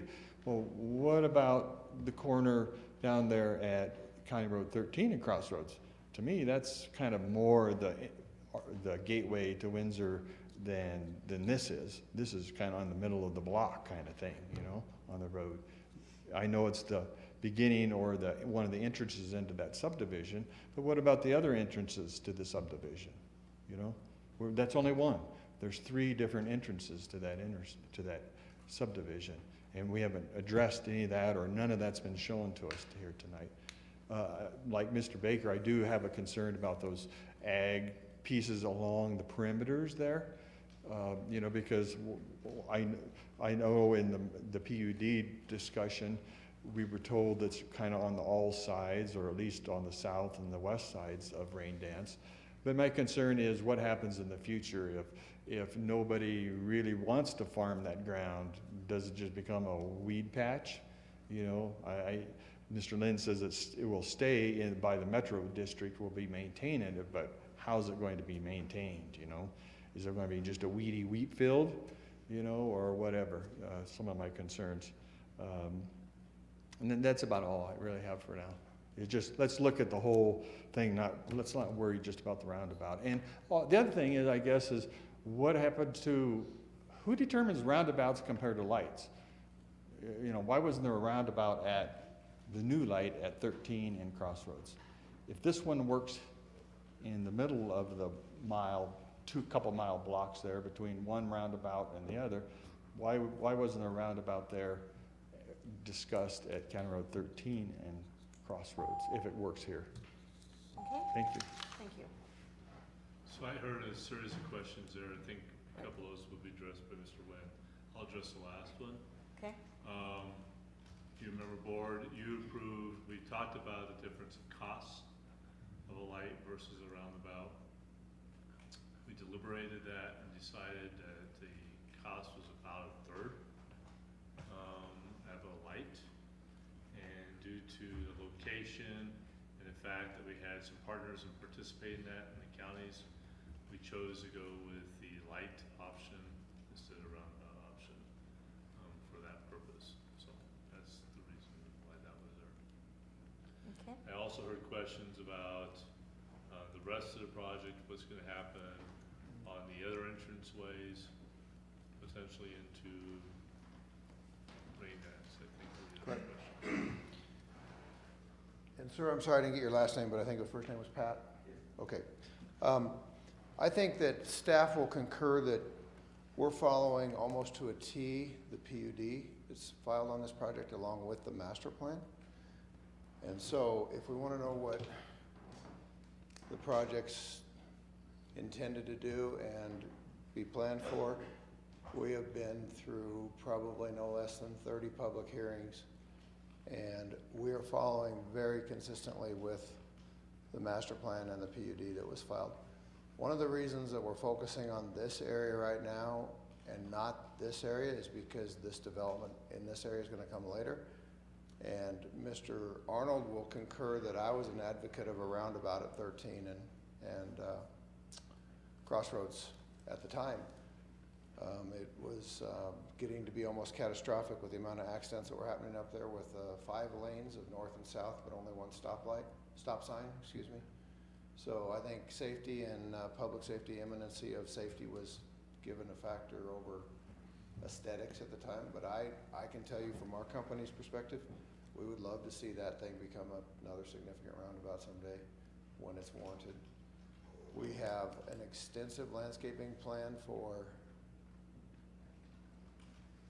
I'm not very articulate, for the intersection of Steeplechase and County Road 13, and to be honest with you, it's significant enough to where it's probably 200 times the size of the entryway into Steeplechase, and it's got massive landscapings, and we actually advanced easements ahead of a pipeline that's coming through here so that we can get the Thornton pipeline through this area and not disturb this landscaping when it comes in.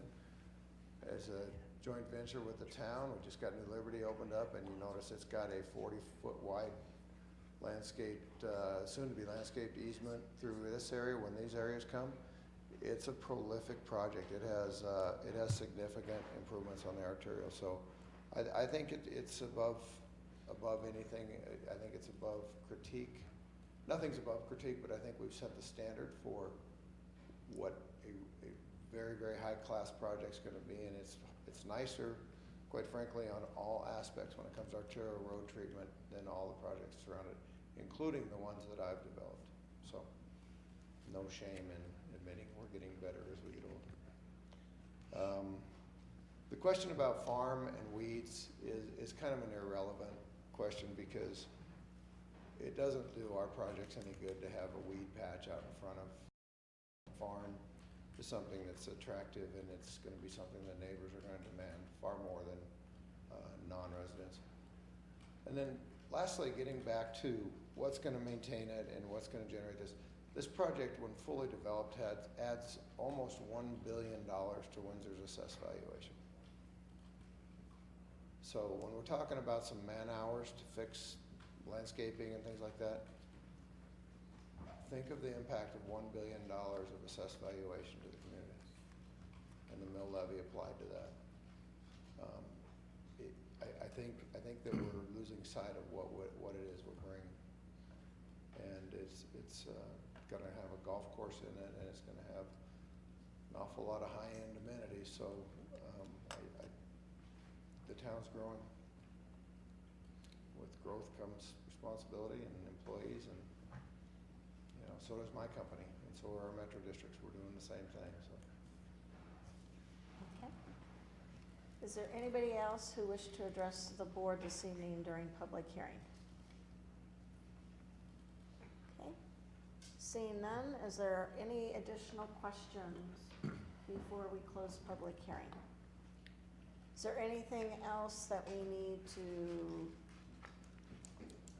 have for the record or at this point in time? As long as you feel that you obtained enough substantial evidence to come to a decision, the record seems complete. Okay. Seeing no further questions, and I would seek a motion to close public hearing. Madam Mayor, I move to close public hearing. Second. Okay, we have a motion on the floor from Mr. Boudreau and a second from Mr. Rennemeyer to close public hearing. All in favor vote yes, opposed no. And public hearing is closed. Moving on to item 8 then is a final major subdivision, Raindance subdivision. David Nelson and Martin Lind, Raindance Land Company, the applicants Tom Siegel, Water Valley Land Company, applicants representative, quasi judicial action. Mr. Hornbeck, anything further? Nothing further. Okay. Anything further from the board? Well, Madam Mayor, I guess the question is, are we settling the roundabout issue at this point? There's been a request by Mr. Lind. I don't know if that's something that we're wanting to consider, or if that's something we're leaving up to staff negotiations. Just wanted to see what the appetite was, if that is appropriate during this time. I would imagine so. Yes. I think it would be appropriate to entertain that discussion if other board members wanted to have that discussion at this time. What are the wishes of the board? My thought is that since staff is asking for that accommodation, that I feel like we need some sort of resolution on that issue in order to properly notate the site plan approval. Okay. I have Mr. a Baker? question. I guess as presented, we would be leaving it up to staff to, and what if the resolution is not sufficient, we would address it in the future? I suspect that, so I guess Paul should probably answer this question. And I don't know if I know the answer. So there has been an offer made a week ago, and we've just kind of been sorting through it. And I don't think we have an answer yet tonight. But if there is a resolution, it probably does, particularly there will be a monetary consideration, because the offer does include a monetary consideration by the town. I can only say that I think I'll just tell you, it includes additional land in and around our park site, but I think Mr. Lee has asked for consideration of that offer. In light of, in turn, then the Metro District would maintain the roundabout. So if that comes to fruition, then we probably come back with a separate agreement saying we've agreed to this terms. Here's the term of what they're offering, and here's what we're going to take in return for that, or pay in return for that. So if you like, I'm gonna say, if you like the increased roundabout, and we're pretty sensitive a little bit right now of maintenance, and I think there's some logic between all of us having that discussion and such. But if you like it and think it makes sense for us to maintain, I can't tell you what it means tonight, from a budgetary consideration, from a staffing consideration. I know you're trying to reach that. I don't know that answer, but if you like it, then, you know, my recommendation is you probably endorse it. And we can go through and determine what the consequences are. Or if you want us to try and figure this out, I don't know if the answer is gonna be clear at the end of the day or not, but there might be a different decision reached between the discussions of Mr. Lynn and the town. You know, it's really your call, I think, tonight. I'm sorry we don't have any more clarity on what the cost is gonna be, because it is a bigger roundabout with more landscaping. The size is not really the issue. We would have maintained, we probably would have put some lower impact type of elements in there that would have been limited in the outreaches of the landscaping. But it certainly has more landscaping, and Mr. Lynn has gave me fair warning all along, this is what he would like to see. And I don't think, you know, he's gonna hold there no matter what, I think. And I would suggest that if you like it, we should embrace and endorse it, and or see if there's another way we can have the Metro District maintain it. Mr. Baker, anything further? Well, my only comment is we spent a work session last Monday talking about roads and, you know, whether we landscape medians, and talked about maybe focusing on gateways, and so this seems like the perfect time to talk about that.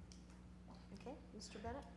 I was gonna bring up the same point. We did spend time looking at our roadway improvement plan for the future, and part of that draft was landscaping at our entryways in the community, which I fully support. I think, I appreciate the comments about we want our community to look good.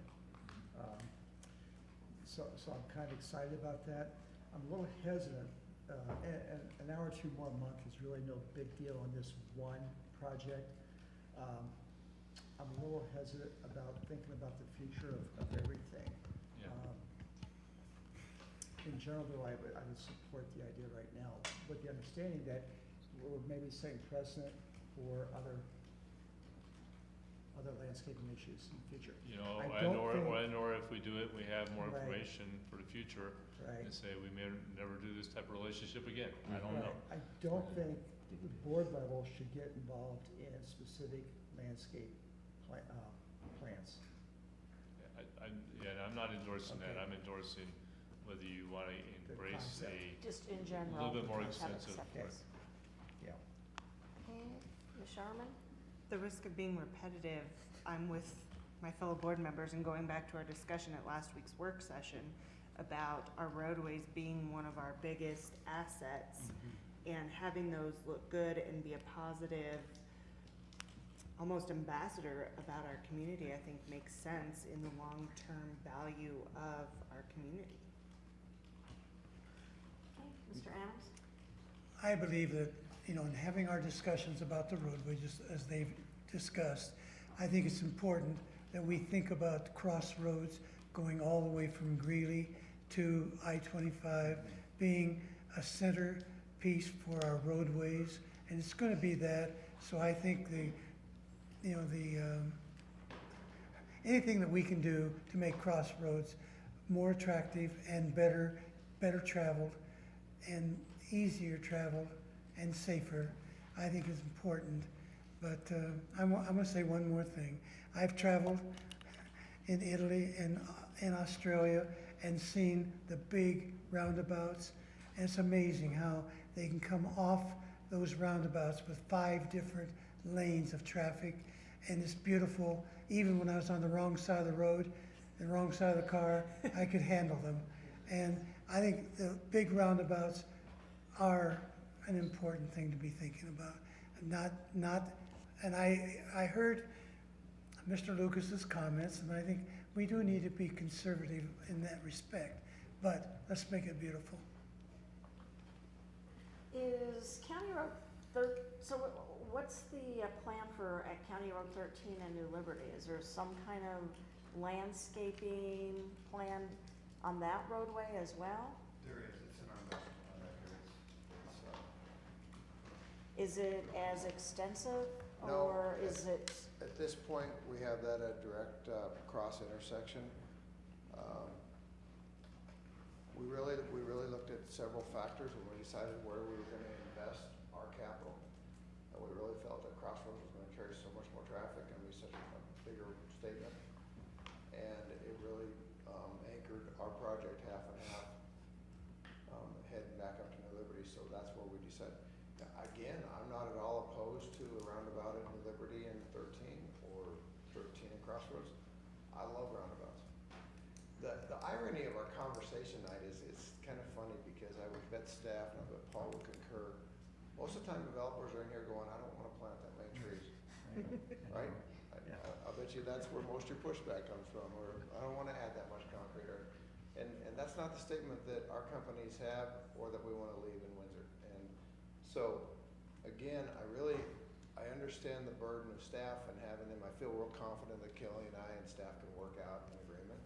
But I'm really looking for direction tonight so that agreement doesn't get wished around. I would really like to see what the town board would like to see out there so that we can just directly go to a statement and they have clear direction too. I don't need to do the agreement tonight. I would just like to get it done. We're ready to go to bylars on this, and this is really the only issue. Do we take out the landscaping and put in less, or do we go with what's designed? And again, I think there's an irony to the conversation tonight because Right. we really want this going. Well, I appreciate staff's concerns, and especially they're looking at this fiscally for us. And we did look at the roadway master plan last week. However, when I asked that question about maintenance, if you remember, that maintenance was going to be put on the developers of creating those. I mean, that's the answer I got. How are we gonna pay for all these beautiful entranceways? And the answer was it would be put on the developers. However, this is on a major roadway. And it is, and it's an introduction into a golf course area. So I think it is setting a different kind of standard. And I think maybe, I would agree that I think the staff and the developer together can hopefully come up with a reasonable, somewhat compromise. But I think that this is a entranceway that maybe we have to look at differently and should respect it a little bit at a higher level because of what it's going to be representing. So, to the community. So, I don't know if I'm sensing that the board is kind of on board with moving ahead in some general direction of where Mr. Linda's going, maybe not to the entire full extent, but at least that's what I'm getting. Unless I'm wrong, somebody can speak up. Yes. So I think, I don't know if there's anything specifically you need to do. I don't know, Kim or Paul, do you think we're okay with the motion to approve with the roundabout as proposed, having the town and developer work together on work together in developing that proposal with a town-maintained roundabout? Right. Does that satisfy where you were? It does. I just don't want you to lose sight of the fact that the town's growing. And I will unconditionally guarantee you need a bigger street sweeper for the new maintenance facility you're building. And that maintenance facility pays no assessed valuation. You're gonna have more landscaping there, you're gonna have more snow removal. The town's growing. This project is adding $1 billion of assessed valuation, and we're talking about a couple hours of labor. I mean, let's be honest, let's put everything into perspective here. I appreciate staff being fiscally responsible. I appreciate them bringing the subject up, but let's just not lose sight of the fact of what it is we're bringing to the community, and that the town's growing, and you're gonna have to have staff. You added 3 policemen tonight, right? And I mean, to be honest with you, the quality of that is just, that represents our town.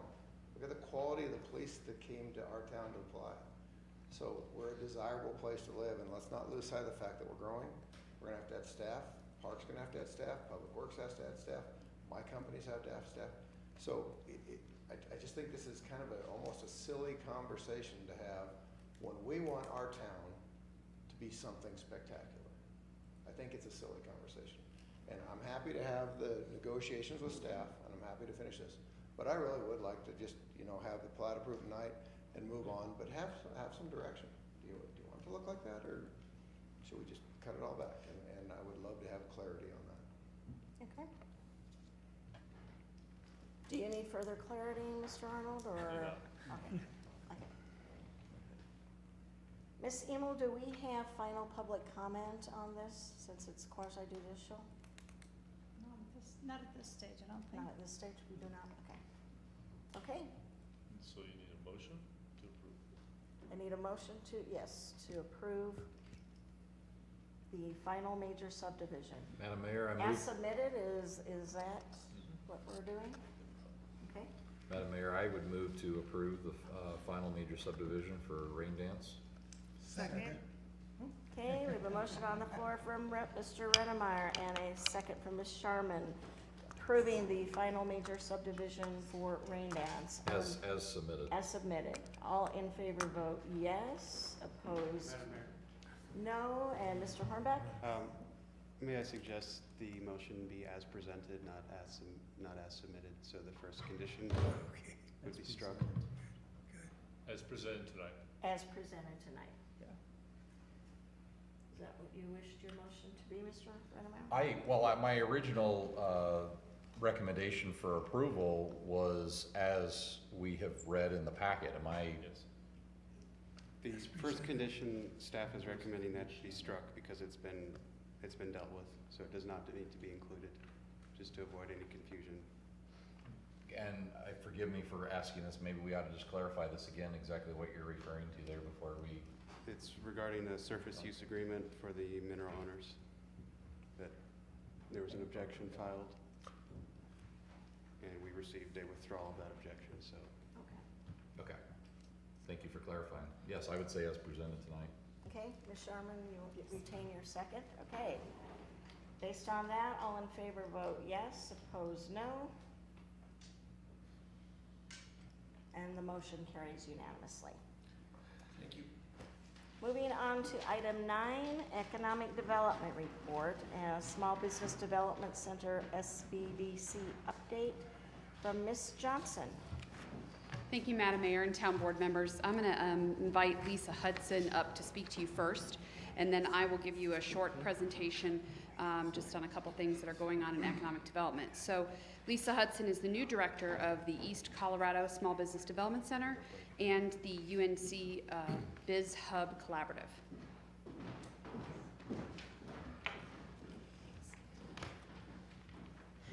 Good evening. I wanted to start off with something a little bit fun. I got approval from one of our clients to share some quotes that he has given us about the services he has experienced in the town of Windsor through the Small Business Development Center.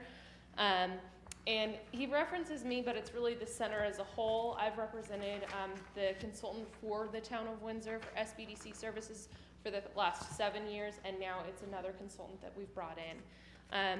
And this is a client with a small business that he started last year called Get Ready Coaching. And he said, Lisa in the SBDC has offered 2 options when she helped me start over with vision, goals, and objectives. As an educator, I love that she had options for 2 different intelligences. These, they were both simple, which is also a plus when frustration and overwhelm is high. So it's just kind of exemplifying, the experience that small business owners are having and having someone be on their side to help them through this process. It's a real high value to them. He also said that Kyla, who is his new consultant now, has stepped in for Lisa to handle a big challenge, me, referencing himself. He said, I really appreciate the concrete focus that both of these helpful supporters bring to our sessions. They help me cut through the infinite options to figure out what is right for me right now. So I just wanted to share that with you, a little bit about one of the clients that is going through our program. On the paper that you have in front of you, we've got updates for 2017 for the SBDC Center as a whole. Now, just as a reminder, our services include the free business consulting, so there's no charge to the entrepreneur or small business owner. We do training, and then we help these small businesses with connections, whether that's lending or maybe a connection with town or economic development. So we cover 13 counties. That's represented in the red and blue boxes year over year. We've had increasing numbers. And then down at the bottom is just the town of Windsor. So far this year, as a whole, we've created 251 jobs, retained 23, started 13 small businesses, over $4 million in capital infusion, over $5 million in increased sales. We've met with 318 clients, had 996 sessions, and spent over 1,500 hours of time with these small business owners. In the town of Windsor this year, we are at 25 clients, which is 83% of where we were at last year for the entire year. So we're ahead of the game where we were. We are at 83 sessions, which is 56% of where we were at last year. We're at 116 C&P hours, that's contact and prep. We've helped one business start, 98 jobs have been created, $788,000 in capital formation, and sales growth of $547,000. So overall, we are up where we were last year, even looking at the full year. So things are looking really good for us as far as that goes. Some changes that we've had at our SBDC. Dick Pickett was the executive director last year. He retired in December. I've been underneath Dick's leadership through the last 7 years at the Small Business Development Center, and so now I'm the new director. I've brought one of my consultants, Kyla Benson, who is now the associate director and the town of Windsor consultant. So she's moved up in the ranks to be the associate director. I am hiring a program manager to take over her events piece, as well as some more admin work, and we've already had 21 applicants. We just posted that last Monday, so it's looking promising. I've also brought on a new specialty consultant, Bob Jones, and he specializes in brewing and distilling, which is a popular industry, it seems, these days. So we're really excited to bring him on for Weld County and then also the other counties out east. For events and outreach, we've spent 44 hours outside of consulting, reaching out to new clients, attending events, networking time, as well as planning events and hosting trainings. Many of those trainings are hosted with the Chamber of Commerce here in Windsor. We actually have one tomorrow if any would like to come. It'll be at the Rec Center from 11:30 to 1, and it's 4 keys of branding. I wanted to point this out just because we're hosting this event in Windsor, but we're getting a lot of draw from other communities. In fact, we've got a couple from Sterling driving from Sterling to Windsor tomorrow to attend this event. So our event attendance has been up. The first quarter we saw a triple in our event attendance over last year. So that's the update that I have for you as far as what's been going on with the SBDC, and I'll answer any questions you may have. Any questions? Ms. Sharman? So you mentioned Weld County and East. So I take it that means you don't go into Larimer County? We do not, no. So Larimer County has their own SBDC, and they only have Larimer County. So our counties are pretty much kind of follow that I-25 and go east. We cover 13 counties in total. So since Windsor splits the county, Windsor's still, say someone needing guidance, would they need to know which county they plan to set up, or? No, they can still come to us. We really let the client decide, but since we cover Windsor, if they are technically in Larimer, they would still come to us. Okay. That's a good question. Thank you. Okay. Any other questions? Thank you for your presentation. Thank you very much.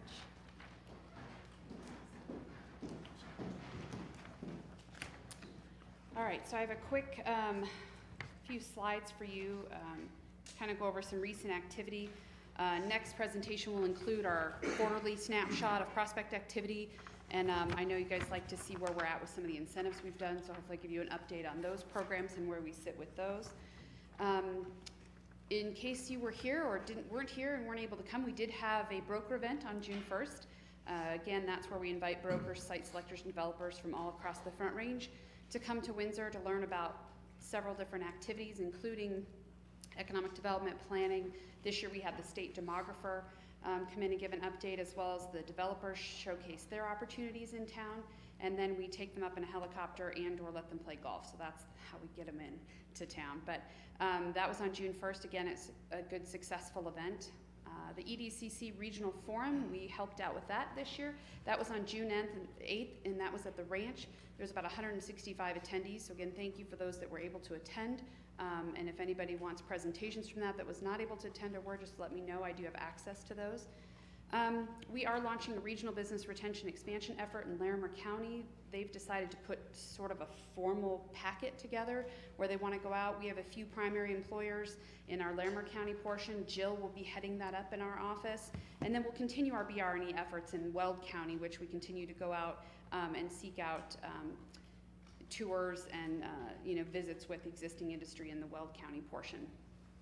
I wanted to share with you a couple slides that I thought were pretty amazing from the state demographer's standpoint. Just to give you an idea, the kind of some of the shockers that I didn't even realize. So the change in population from 2010 to 2040, there's going to be a growth of 2.8 million people in the state of Colorado. The Front Range will receive 2.4 million. We will have 1.4 of those will go to Denver Metro, and then the North Front Range, which is Larimer and Weld, is another 534,000 people by 2040. That's kind of interesting to see that growth, that it is coming. And the majority of this is from net migration, not simply from live births. So this is a thank you to you for creating the Economic Development Department, to show you that your efforts have paid off since this department was started in 2011. This is job growth in Windsor versus Larimer County. As you can see, Windsor is the blue line, and we are exceeding and outpacing Weld County as a whole right now. So thank you for your support and efforts.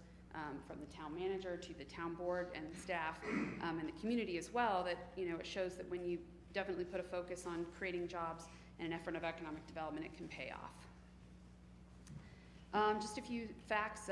Weld is forecast to grow more than most counties in the state. It's the fastest growing region based on its industry mix and proximity to different metro areas.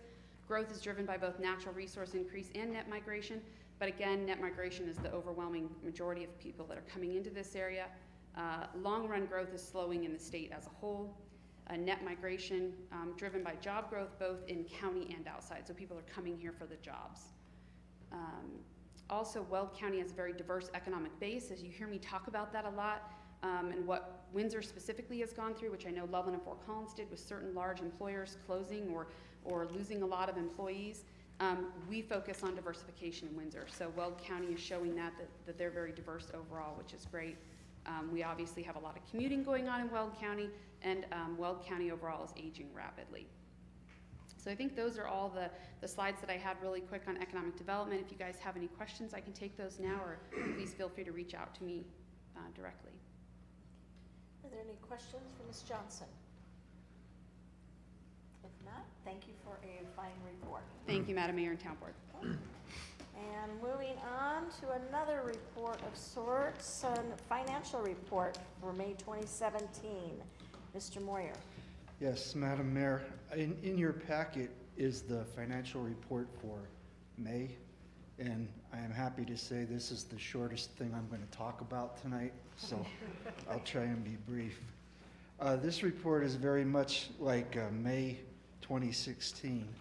We are ahead in both month over month and May year-to-date sales tax collection. We were up 3.4% over May 2016. It says April on the front page there. I forgot to change it. It should say May. The third bullet there at the top is it just does not belong on this report. It was the April bullet, and I forgot to change it. So what it should say is construction use tax in May is at 51.74% of the annual budget. Through May, we've collected 1.2 million in construction use tax. The middle bullet on the side, you can see we have single family residential permits are just about dead even through as they were from May last year. We know how last year turned out. We're right there again this year. So moving on to page number 2, the top chart there is our largest tax collection categories. You would like to see 42% of that being collected through May. You can see that middle line of the middle row of the chart. We cleared that in all 3 of those categories. The chart in the middle, I talked about earlier with the building permits. The bottom chart there, I noticed, just to stay with the similarity to May 2016 theme, that bottom chart there, I was looking at May 2016's report today. That red line on this graph is shaped the exact same way as it was in May of 2016. I mean, month to month. So, you know, it is, we're only through May, but we're on track to repeat last year's building permit numbers. Moving on to page number 3, we have the sales tax collections. You see the black horizontal lines are our monthly collection requirement if we divide our annual projections over 12 months. We are just slightly under that for May. Again, we were at the same spot basically in May of last year. The May highlights thing, a couple things I wanted to point out is we were higher this May as compared to the month of May last year. A couple things happened. One, we started getting collections from Amazon. I think we talked about that last month or the month before, but Amazon, we got a first check from Amazon. How much is that adding up to? Was that our first? Yes, it was roughly $18,000, and they started, I'm going to say they started collecting on April 1st or May 1st? No, May 1st. So, no, it would have had to have been April 1st, I'm sorry. But anyway, hopefully that will continue. King Soopers, I won't be able to tell you the number on that, but they reported that was their highest month of remittance since we've been keeping track of, since we've been collecting in-house. If you've ever been in there on your way home from work, you know that to be so. So, the other thing that helped us out was 3 of the convenience stores, for whatever reason, sent, we got 2 checks from them, one for March and one for April. So that helped increase the collections in May as well. Mr. Moyer? Yeah. That check you said we got from Amazon, that was $18,000, was that just for 1 month? You Yeah. think that was just for April? Yes. Because the agreement that we made with them was that if they're going to start collecting and sending it to us, we won't go back and look. We'll just go forward from here. So that was just the first month that they had been collecting. So again, we're only through May, but if we keep up this pace on sales tax collection, I figure we'll come in about $11.5 million for next year. Moving on to page 4, the top chart is year-to-date sales tax collection, and the pie chart on the bottom is more of a demographic type thing, showing where, or geographic, I'm not sure which, geographic where we actually collect our sales tax. This chart has not changed much since we started showing it. Obviously, the King Soopers location is the largest area with in sales tax collection. Moving on to the expenses through May. Again, you'd like to have 42% expended. On our operations, they're the top chart, we have 36%. On the bottom, the capital is at 27%. Combining both of them, we are at 32% of our budget. Now, what will happen here is the next 3 months are always our busiest months. You know, the pool's open, the lakes going. We're mowing lawns on and on, you know, rec programs. So both the operations will increase as we go through the summer and then tail off some once school starts again. We are doing the work on the capital projects, which will be physically completed during the summer, but we won't pay for most of them until the fall. So, you know, it ebbs and flows like that every year, so we are where we should be. Moving on to page 6, again, this is the general fund expenditures on the top. Again, you want to be at no more than 42% of your expenditures. We are at 39.4. And then the final page is our current capital projects. We meet and update this each month, put it in here for you to see. And short of that, I'll answer any questions, but that is my report for this evening. Okay. Any questions for Mr. Moyer? Okay. Well, thank you for a good report. Thank you. Thank you. Moving on to item D, communications. Communications from town attorney. I would just like to thank the town board for the opportunity for me to attend CNL. I attended some great classes and got to know you all better. Thank you. Okay. Communications from town staff. Ms. Johnson, anything further? No communications. Okay. Mr. Balstead? Chief, anything? Mr. Lucas? Thank you, Mayor and Board. I had a few things I wanted to update you on. You may recall the 15th and Walnut property, we had a slight issue with proximity of another well that we wanted to drill a well there so that we could water that property. We just completed that transaction today with the homeowner, so we now have a signed waiver. We will begin moving forward with the permitting process with the state so that we can put our well there and finish that project from last year. Wanted to pass out a couple of invitations. Thursday is a big day. Farmers Market, part of your strategic plan, will open. It's sold out, so the ribbon cutting for that will be Thursday at 5:30. And then at 6 o'clock, the Historical Society statue will also be unveiled, and they'll do their ribbon cutting. That is actually being installed starting tomorrow at 7:30 in the morning. And we'll try to cover it with some tarps so people don't get too many sneak peeks. And then lastly, just wanted to remind you that next Tuesday's 4th of July. Recreation Center is open from 6 till noon, and then we have at 8 o'clock at the park. We have a 4-legged race. There are 3 vendors that will be there all day. We do not have a band, as you recall from budget discussions, and then fireworks will go off about 9:10, and we're working with PD and Public Works for road closures and those kind of things, traffic control. So just wanted to update you on all of those items. I had a quick question for Mr. Lucas. Our issues with the 15th and Walnut property that we are on the path to getting to where we want to be, has that affected the landscaping there at all because we didn't have the water we needed? We've not put grass down yet. Okay. But it's not affected the trees to this point, and luckily we had a little bit of extra rain.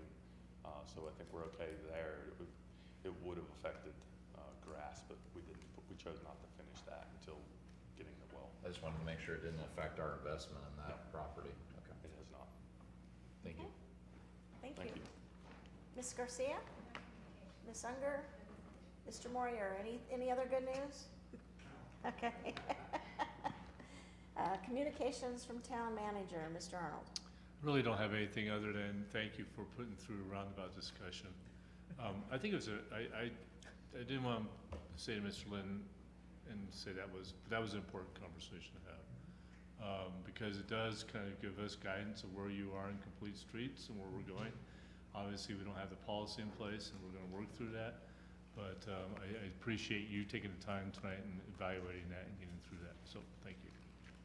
Okay. Communications from town board members. Okay.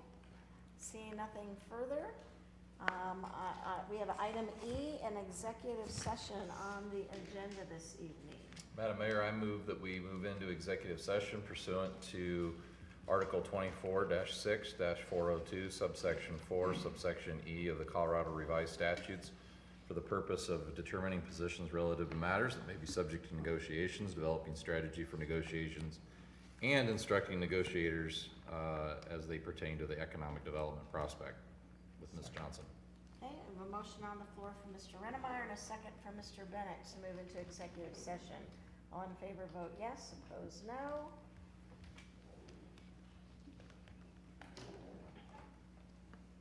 And we are in executive session. Thank you.